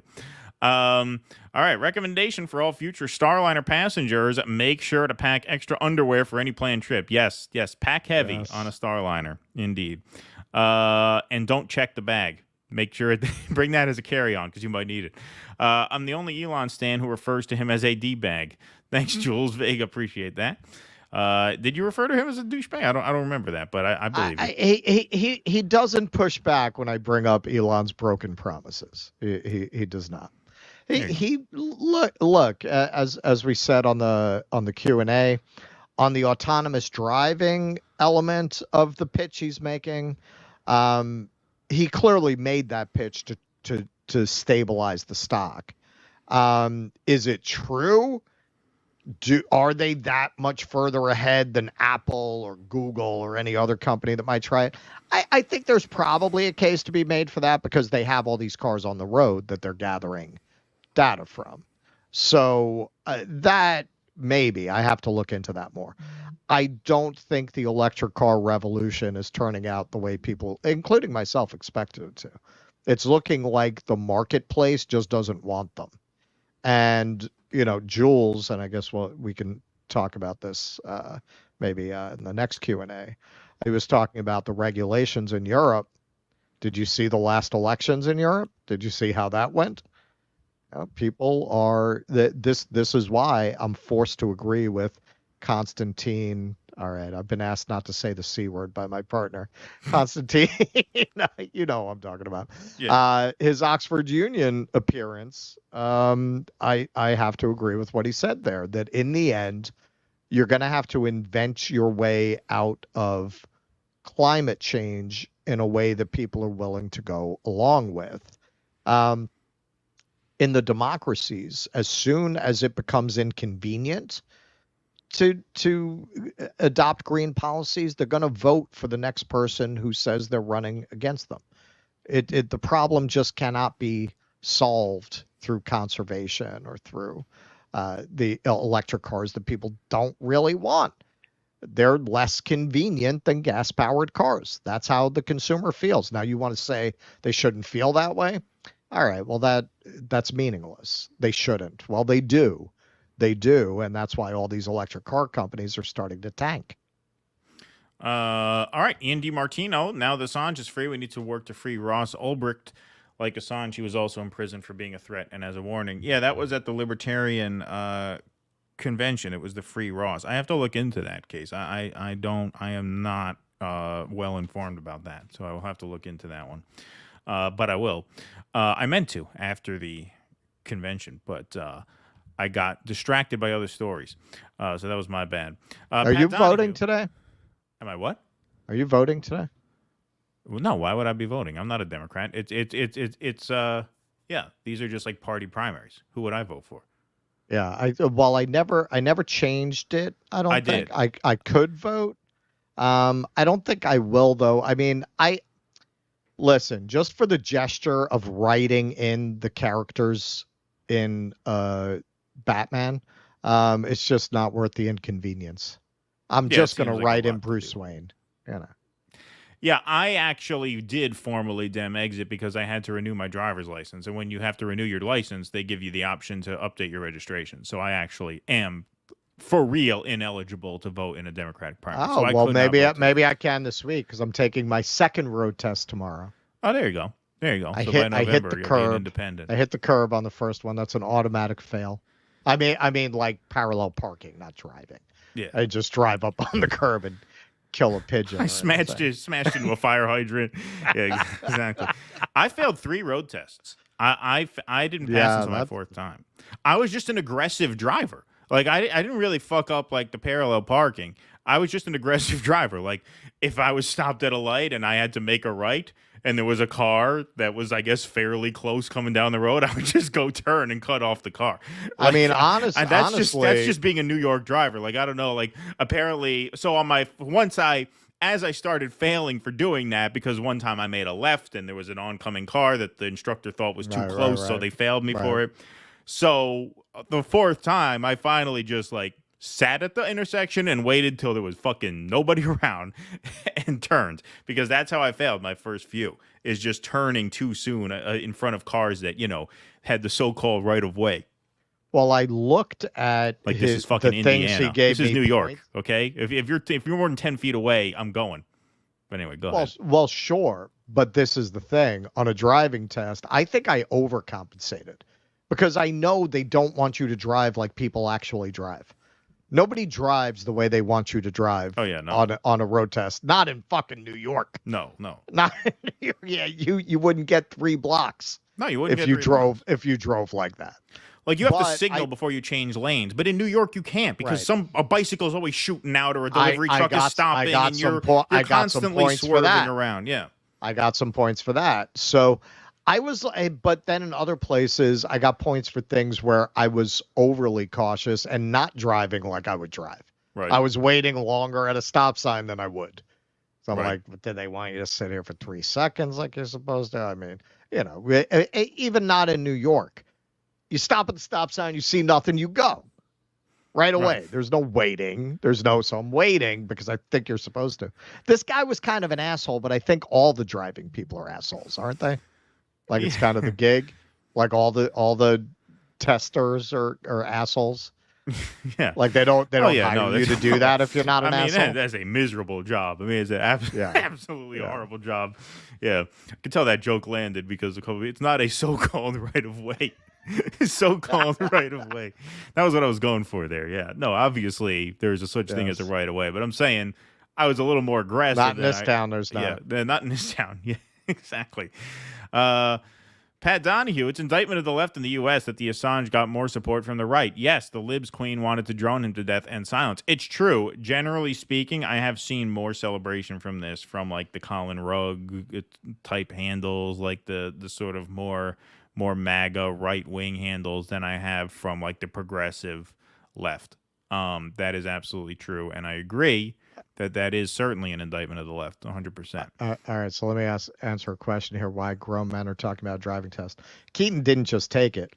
For me, I have been in Manhattan for so long now. I've lived in other parts of the country, but I've been settled back into Manhattan literally for 20 years. You don't fucking drive here.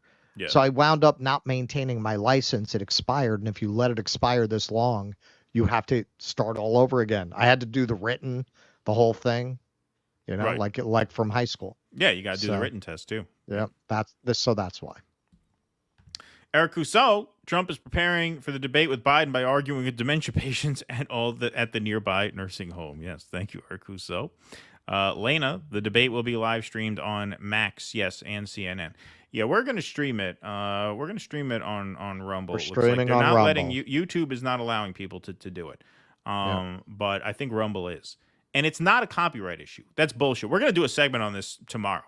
But, CNN is commodifying the broadcast rights to a debate, which keep that in mind next time they fret about democracy. If a news outlet cared about democracy, you would not commodify a presidential debate for democracy dies in monetization. Yeah, exactly. So, I mean, it's just bullshit. And legally, there's absolutely nothing they could touch you for as long as you're providing commentary, because that's fair use. If you just stream it and pass it off as yours, yes. But if you're providing commentary, that's considered fair use on a newsworthy event with societal importance. Right. Like a goddamn presidential debate, for Christ's sake. That's why I knew they were going to pull this as soon as they announced this, because the primary debates used to give exclusive broadcast rights to certain networks. The NBC, the MSNBC Democratic primary, the Fox News GOP primary debate. General election debates, you never had exclusive broadcast rights. They were broadcast on C-SPAN. They were broadcast on Channel 2, Channel 4, Channel 7, because it's a public interest event. It's a goddamn general election presidential debate. You can't give one network the exclusive rights to that. Right. I mean, that's insane. Right. That's insane. You know what that really is? Fascism. It really is. It is. Giving a corporation exclusive rights to a presidential debate, a general election debate. Which is something that is being held in the interests of the democracy. Right. That is supposed to be the underpinning of our system of government. Of course. It's absolute fucking fascism. The maximum number of people possible are supposed to have that information available to them. Any way that you can distribute it should be taken advantage of if the purpose is democratic process. Yeah, no, you have to have a cable package because CNN is not through the antenna, or you got to have HBO Max. Like that's fucking insane. And on top of that, they're not going to let people stream it on YouTube because that's an exit. That would be a way for people to watch for free who don't pay $160 a month for cable, or who don't buy an HBO Max, subscription. So yeah, it's fucking awful. It's absolutely horrible. But I knew that was going to happen as soon as they said they were doing a CNN debate. I said, all right, well, if the one network has it, that means it's going to be brutal for anybody else to watch it. But I think Rumble is letting people stream it, which is good. So that's where we'll be. All right, let's move on.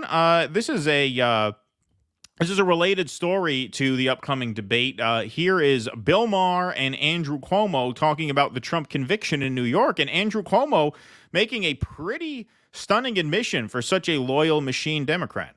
In New York, the one he got convicted for, was the greatest fundraising bonanza ever. He was lagging behind Biden, and now he's pulled quite a bit ahead. That trial was the greatest reason people had to send their checks for 5, 10, 25, whatever dollars to Donald Trump. So I was always with you on the one in New York, the hush money trial. I don't think they should have brought that one. It was just always going to look like a sex case, and people were always just going to look at it that way.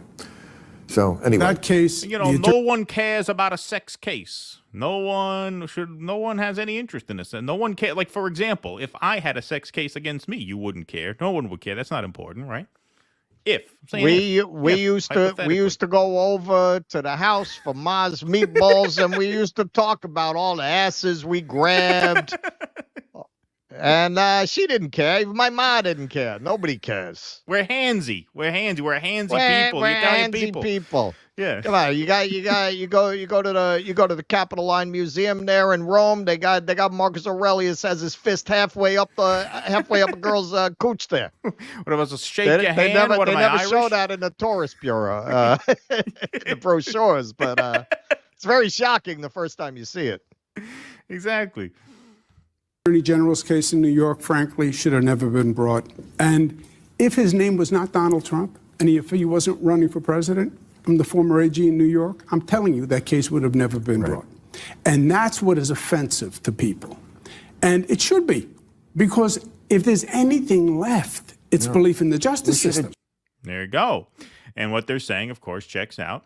Trump has erased Biden's edge in 2024 cash battle. Former President Donald J. Trump outraised President Biden for the second consecutive month in May, outpacing his successor by roughly $81 million in donations over the last 2 months, as he rode a surge of financial support after his felony conviction. Less than 2 months after Mr. Biden's shared operation with DNC had a roughly $100 million cash advantage over Mr. Trump and the RNC, the situation has now reversed according to the two campaigns. Mr. Biden entered June with $212 million on hand combined with the party. The Trump operation and the RNC had $235 million, the campaign said. Mr. Trump has narrowed the gap by bringing in a deluge of online donations after his criminal conviction in New York on May 30th. In the minutes after the verdict, guilty on 34 felony counts, contributions came in so fast that they briefly overwhelmed the Republican Party's online donation portal, WinRed. So these aren't just big donations. I mean, these aren't just donations. These are high volume, small donations, as Bill Maher was saying there, 5, 10, 20, $50 at a time. The Trump campaign has said it raised $53 million online in the first 24 hours and $70 million in the first 48 hours after the verdict. The conviction uncorked a gusher of mega donations, too, including a $50 million contribution from the reclusive billionaire Timothy Mellon to a pro-Trump super PAC the day after the verdict. At the conclusion of the Republican primary race, the Biden campaign and its allies had argued that for all of the president's electoral vulnerabilities, nagging inflation, poor approval ratings, lingering concerns about his age, one clear advantage would be cash. Even if that edge has since evaporated, the Biden campaign says it used its early financial lead to build out a political infrastructure in battleground states that will pay dividends in November. On Thursday, the campaign announced it had hired its 1,000th staff member across 200 offices in those states. What's in his FEC report does not translate to boots on the ground tomorrow, Dan Cannonen, Mr. Biden's battleground states director, said in an interview. That was built over time that Donald Trump cannot get back. Stephen Chung, Mr. Trump's communications director, said that Mr. Biden had wasted money on ineffective television advertising. President Trump's record-breaking fundraising numbers prove crooked Joe Biden's witch hunts against President Trump, skyrocketing inflation, and the illegal border invasion have united the American people around the fact that another 4 years of Biden will mean the end of our country, Mr. Chung said. So what Bill Maher and Andrew Cuomo there said does seem to check out in the sense that now Trump has erased Biden's cash lead, which is significant because Trump lost a lot of time, as was referenced in that article there. Yes, Trump did lose a lot of organizing time that he can't get back in terms of building out staff and things like that. Not that his campaign can't manage that, but obviously having rallies really helps that because you sign up a lot of volunteers at these big mega rallies, right? So that is time he can't get back. But it was also time he couldn't fundraise. The fact that the verdict was met with this massive rush of donations erased Biden's advantage in that way. It is true. Right. It did still hurt Donald Trump in the sense that not being out there means you're not getting people signed up. You're not getting volunteers out. It did hurt in that sense. But from a fundraising standpoint, it was hurting him a lot while he was stuck in court. But the surge in donations after the trial seems to have more than made up for that. Well, and also this is deja vu all over again, because I remember the pundits saying that about his campaign in 2016. Oh, yeah, no they don't game. have the field organization. No. They don't have the ground game. There's no way that they can win. Michael Moore had a great response to that, because Michael Moore called that race correctly. He said, no ground game. He says, those red hats are his ground game. It's a mass politics campaign. He says, you don't need offices. The red hats, that's the ground game. Exactly. And he was right. And with the amount of money that he's raising, he'll be able to build that up just fine. Not to mention the fact that the focus here is, yes, you got a rush of donations, small dollar donations.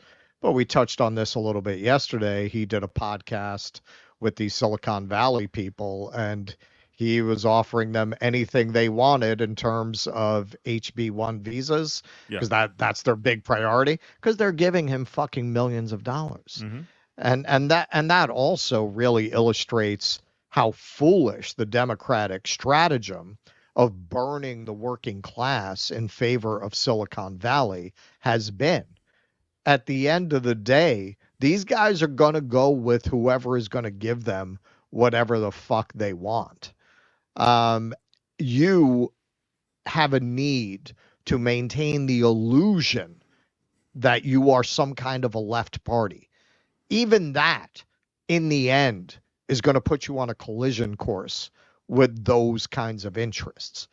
The working class are the only ones who are going to have an incentive to stick with a party that's coded as being left in any way. These people, you can virtue signal your love is love shit all you want. In the end, they want their fucking HB1 visas.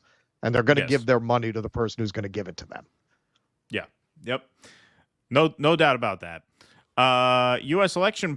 Senate election polls, Cool Blues, pardon me, are too early. Some states have not had their primaries. In 2016, every state with a Senate election was won by the same party as the U.S. president. In 2020, Maine was the only exception. Thank you, Cool Blue. I believe that, but I do think that, this is the first presidential race post-Roe, and I think that changes things. Like, of course. The fact that Ruben Gallego is up one over Kari Lake in Arizona. Ruben Gallego is, and look, these words, you talk about a word that's lost all meaning. Progressive. Ruben Gallego is a quote-unquote progressive Democrat who voted to condemn the ICC for the arrest warrant. So, whatever. Yeah, but the fact is, he is left as Democrats go. Certainly left by Arizona Democrat standards. That's a pretty red to center right state. The fact that he's up one over Kari Lake, and at the same time, Trump, who is pretty much joined at the hip with Kari Lake optically, right, is up by 9, but Kari Lake's down by 1, that tells me the voters are hedging. Like they like Trump on the big issues, the border and inflation. Before. It's but rare, they want to but hedge. it's happened. Yeah. Like if this were a year to hedge, if there were a year to hedge, this would be the year to hedge because they prefer Trump to Biden on the big issues, the border, inflation. That's a border state, obviously, so that issue is going to play big time there. But at the same time, they're like, do we want to give Republicans a blank check to do whatever they want? We can't really do that because there's no Roe v. Wade anymore stopping them from turning this into a handmaid's tale state. So it makes sense if there was 1 year where you were going to see those split decisions, this would be the year. And also, frankly, if the Democrats were not more concerned with fundraising and virtue signaling than they are with governing, a Donald Trump presidency with Democrats in the House and the Senate, if they actually cared about the things they say they care about, Donald Trump doesn't have a lot of core beliefs, if any. That would be the perfect president. He wants to be liked desperately. He would love it if he could sit down with Democrats and they said, Donald Trump was very reasonable in that meeting and we're going to raise the minimum wage, and Trump could go out, I'm helping the working people. See, now that I'm president, we're getting things done in Washington. They don't give a fuck about their voters. If they did, Trump would actually be your best case scenario because he'd be a Republican president who's popular with the right wing that are your sworn enemies, who can bring them along to your policies. And because he doesn't really have any core convictions, you can persuade him by flattering his ego and allowing him to go out there and talk about how great he's getting along with everybody. Right. If you really cared about governing, that's how you'd play Trump, but they don't. They'd rather just fundraise off Trump. Exactly. Yeah, no, that's exactly right. You have a guy whose politics are so malleable and whose motivation is so much to be liked. That is a guy you can work with if you wanted to. But they don't. Right. Yep. Right. Biden is trailing in 6 swing states, which would be Republican pickups for Trump: Georgia, Arizona, Nevada, Wisconsin, Pennsylvania, and Michigan. Latest polls, Trump may expand map with Minnesota and Virginia. Yeah, I would not be shocked if he makes Virginia very, very close and Minnesota very, very close. Minnesota was very close in 2016. Not so much in 2020, but I would not be shocked if those become very, very tightly contested states, which again, this is what makes Biden so vulnerable. The map is opening up in ways that exclusively hurt Biden, and the map is shutting down in ways that exclusively hurt Biden. The Democrats admitted this week, this was news, but it wasn't news that anybody found surprising. The Biden campaign pretty much said, yeah, Florida is gone. We're not even going to try.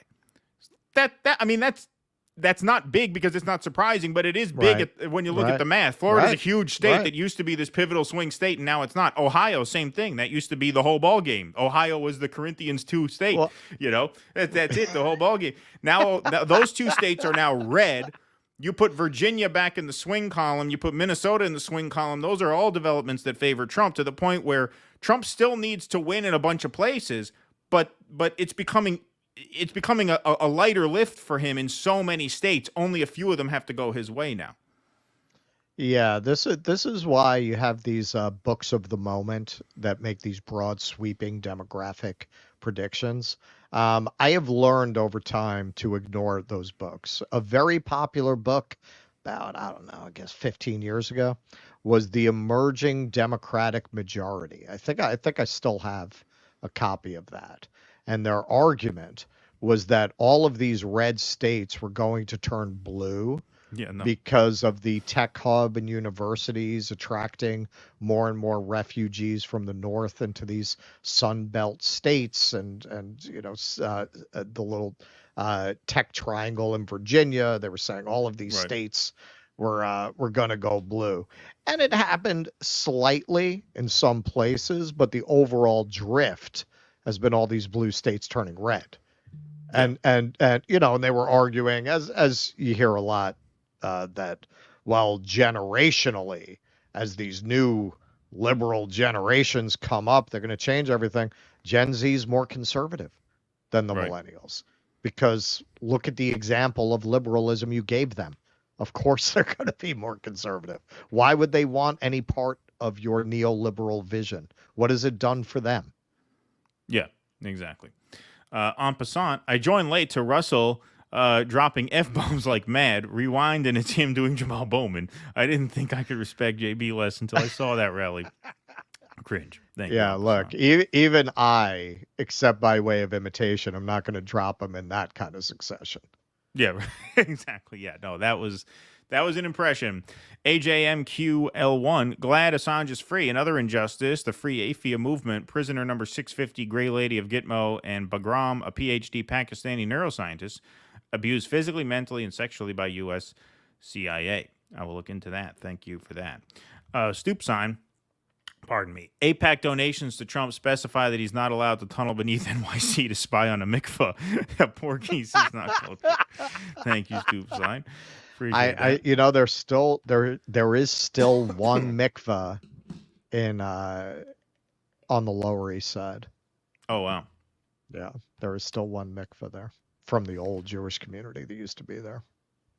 Cobalt, lithium mining, wars, and cop cities are green. That's right. Thank you, Penny Arcos. Appreciate that.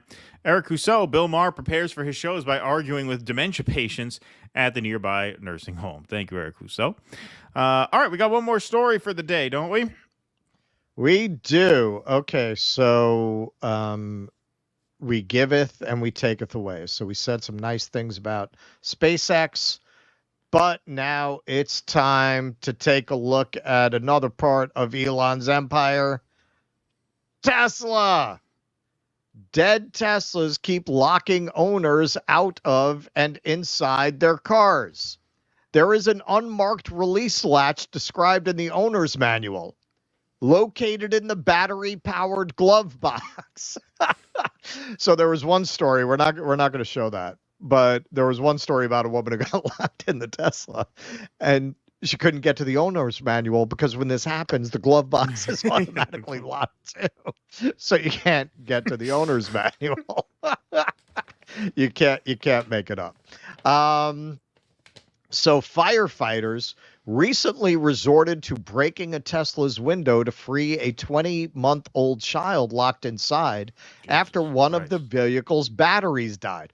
Now, what's really funny about this story to me is, if you remember, we did a Tesla story on Jimmy's, and I said people could get locked inside. And the Elon stand said, no, that can't happen. That can't happen. Well, it can to a 20-month-old, and apparently to a lot of adults too, as we'll get into. The emergency rescue is the second of such incidents reported on this week by Arizona CBS News affiliate KPHO, and reiterates the potential dangers of the EV company's ongoing under-addressed battery issues in extreme heat. The frequently documented problem is tied to a smaller, separate 12-volt battery located in the EV that controls windows, door locks, and various other internal electronics. Even if a Tesla's main battery is charged, the car can trap people inside if the secondary battery drains or malfunctions. All Tesla owner manuals note a supposedly simple solution: unlabeled manual door releases located in front of the window controls and at the feet of rear passenger seats. But given that most car owners are more familiar with being locked out than locked inside a vehicle, many people likely remain unaware of the emergency stopgap. So this is what it is. Okay, so you do have this emergency thing, but it's not labeled as such.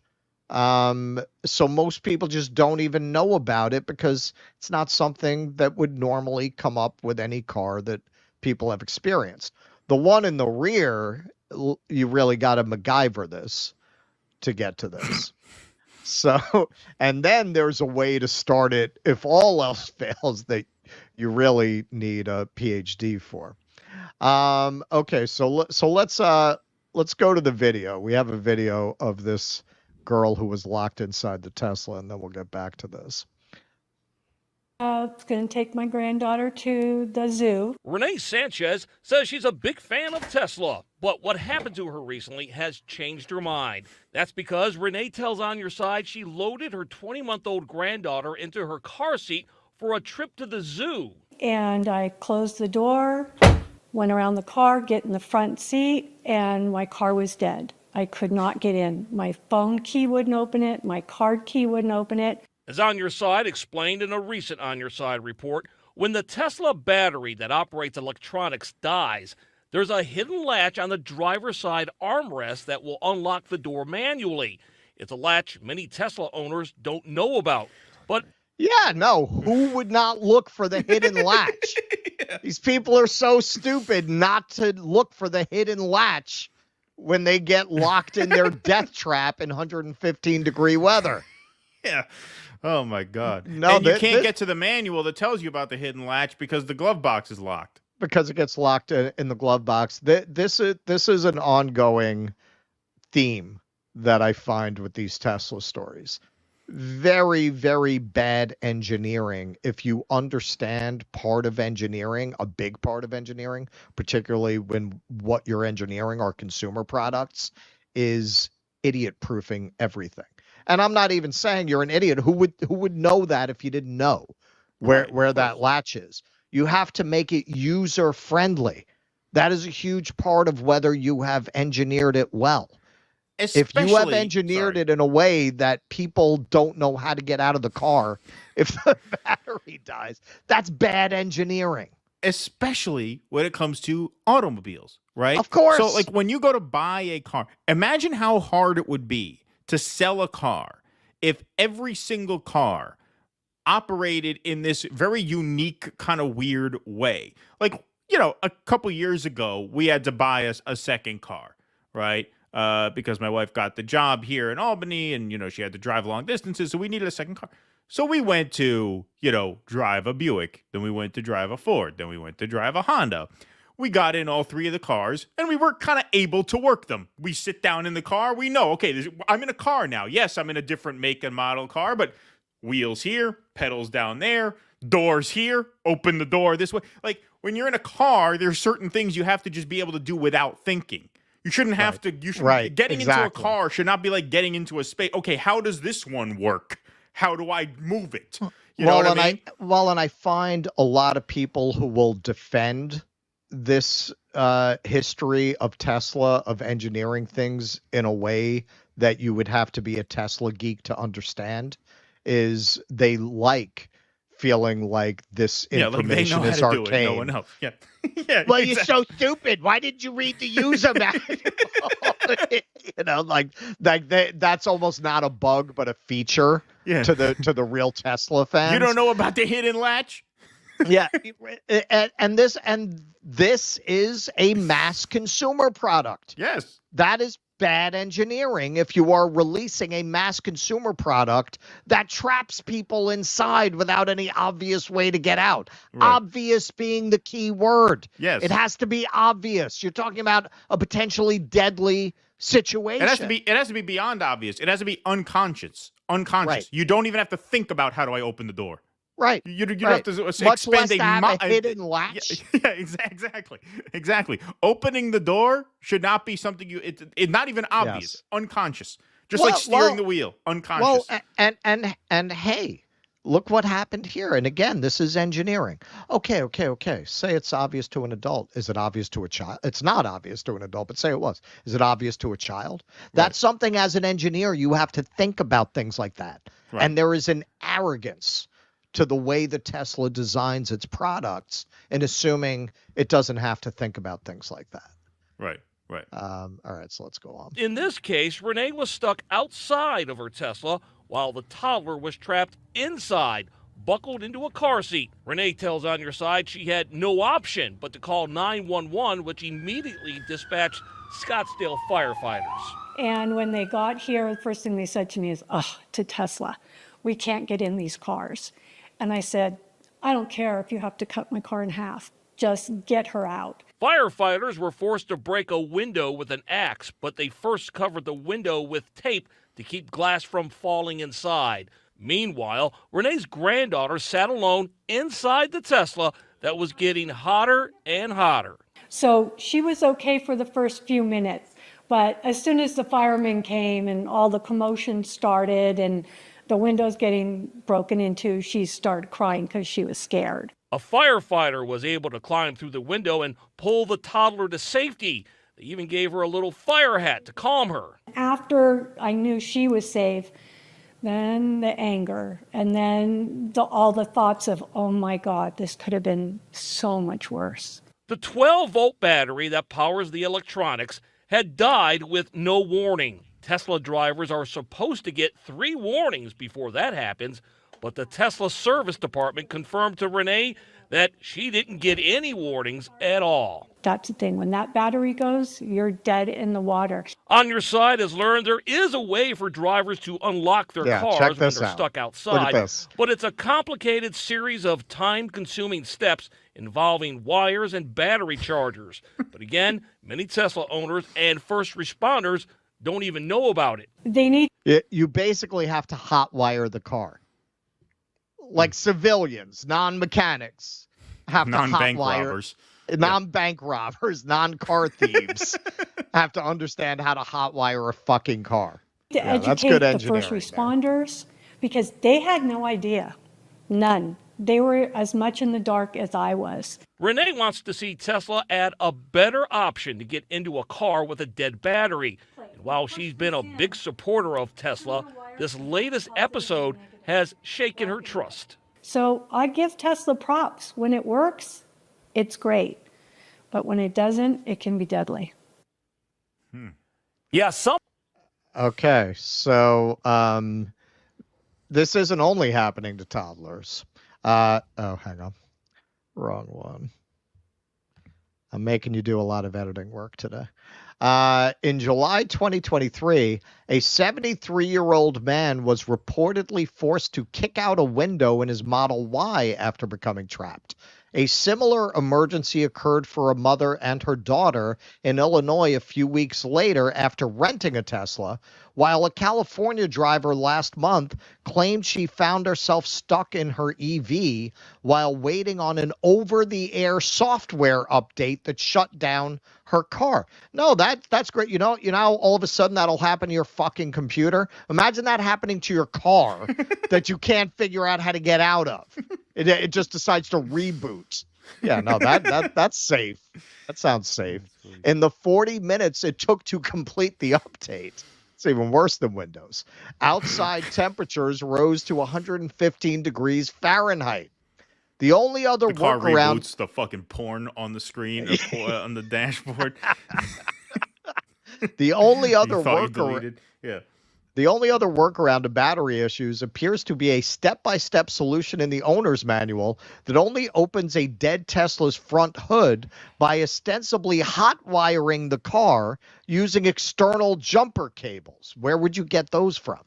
If this is the case, then people who find themselves locked out of their EV may need to continue relying on EMS and their axes until Tesla decides to address the glaring safety hazard. And this, make note of this, Tesla has gotten rid of its media department. They don't talk to the press anymore. So Popular Science reached out to Tesla for comments through its owner's manual feedback email, since the company does not have a publicly facing media department. They did not respond at the time of writing. How arrogant can a company be when you're having this many problems reported across your product line and your answer to it is, you know what, we're just not talking to the press anymore. We're not going to have a media department to address these things. That is very typical of Tesla and of Elon's products in general. It's a very fuck you consumer. This shit is cool. And if you don't see how cool it is, well, you're dumb. And you're probably not even cool enough for the product. Right. No, it's the same thing. This is why, like my father sometimes just like does not know how to do a very basic thing on a smartphone, because it's not intuitive. If you're of a certain age and you didn't grow up using the shit, you wouldn't know how to get the flashlight on. Okay, the flashlight, you swipe down on the upper right-hand corner, boom. He'll swipe down in the middle and it won't work, or he'll swipe down on the upper left. I said, no, it's got to be upper right. Like, these are things that are just intuitive if you like grow up doing the shit. But if you don't, then it's not intuitive. And people grow up driving cars like this. Turn the key, drive the wheel, brake, door handle. Like, that's how everybody grows up riding in cars and driving cars. So when you come up with some cool, innovative way to do it better, is it better? No. I mean, I don't. What about that is actually better? How is the experience improved? When you come up with your own way of doing it that's not intuitive to people, yeah, it can cause problems. And worst case scenario, if you can't get the flashlight on your phone, you figure out some other way to see where the fuck you're going. Worst case scenario, you're stuck in a car in 110-degree weather. Like, it's just like, certain things have to be automatic. Well, you hit it on the head. Okay. There is no reason that I can see that you couldn't have a traditional door handle that would open this car. There's no reason that it being electric should change that. And if anything, because it's electric, you need that more than on a gas-powered car because of what can happen where everything's, I guess, magnetically sealed. I'm taking that from the fire department saying they don't know how to get into it. I would imagine if it's a traditional latch, they wouldn't have that problem. They would know how to get into it. That I'm not sure about. But why not just have a handle like a normal car? This is what I'm saying. All of this, the Cybertruck is a perfect example. I finally saw one. We don't have a lot of this shit in New York. I saw many more Teslas in California when I was out doing Jimmy's show. I saw many more Teslas than I've ever seen here. Like, I actually rode in them when I ordered Uber. I've never had an Uber show up with a Tesla here. And yeah, it looks like a fucking movie prop. It doesn't look like something that was designed for its purpose.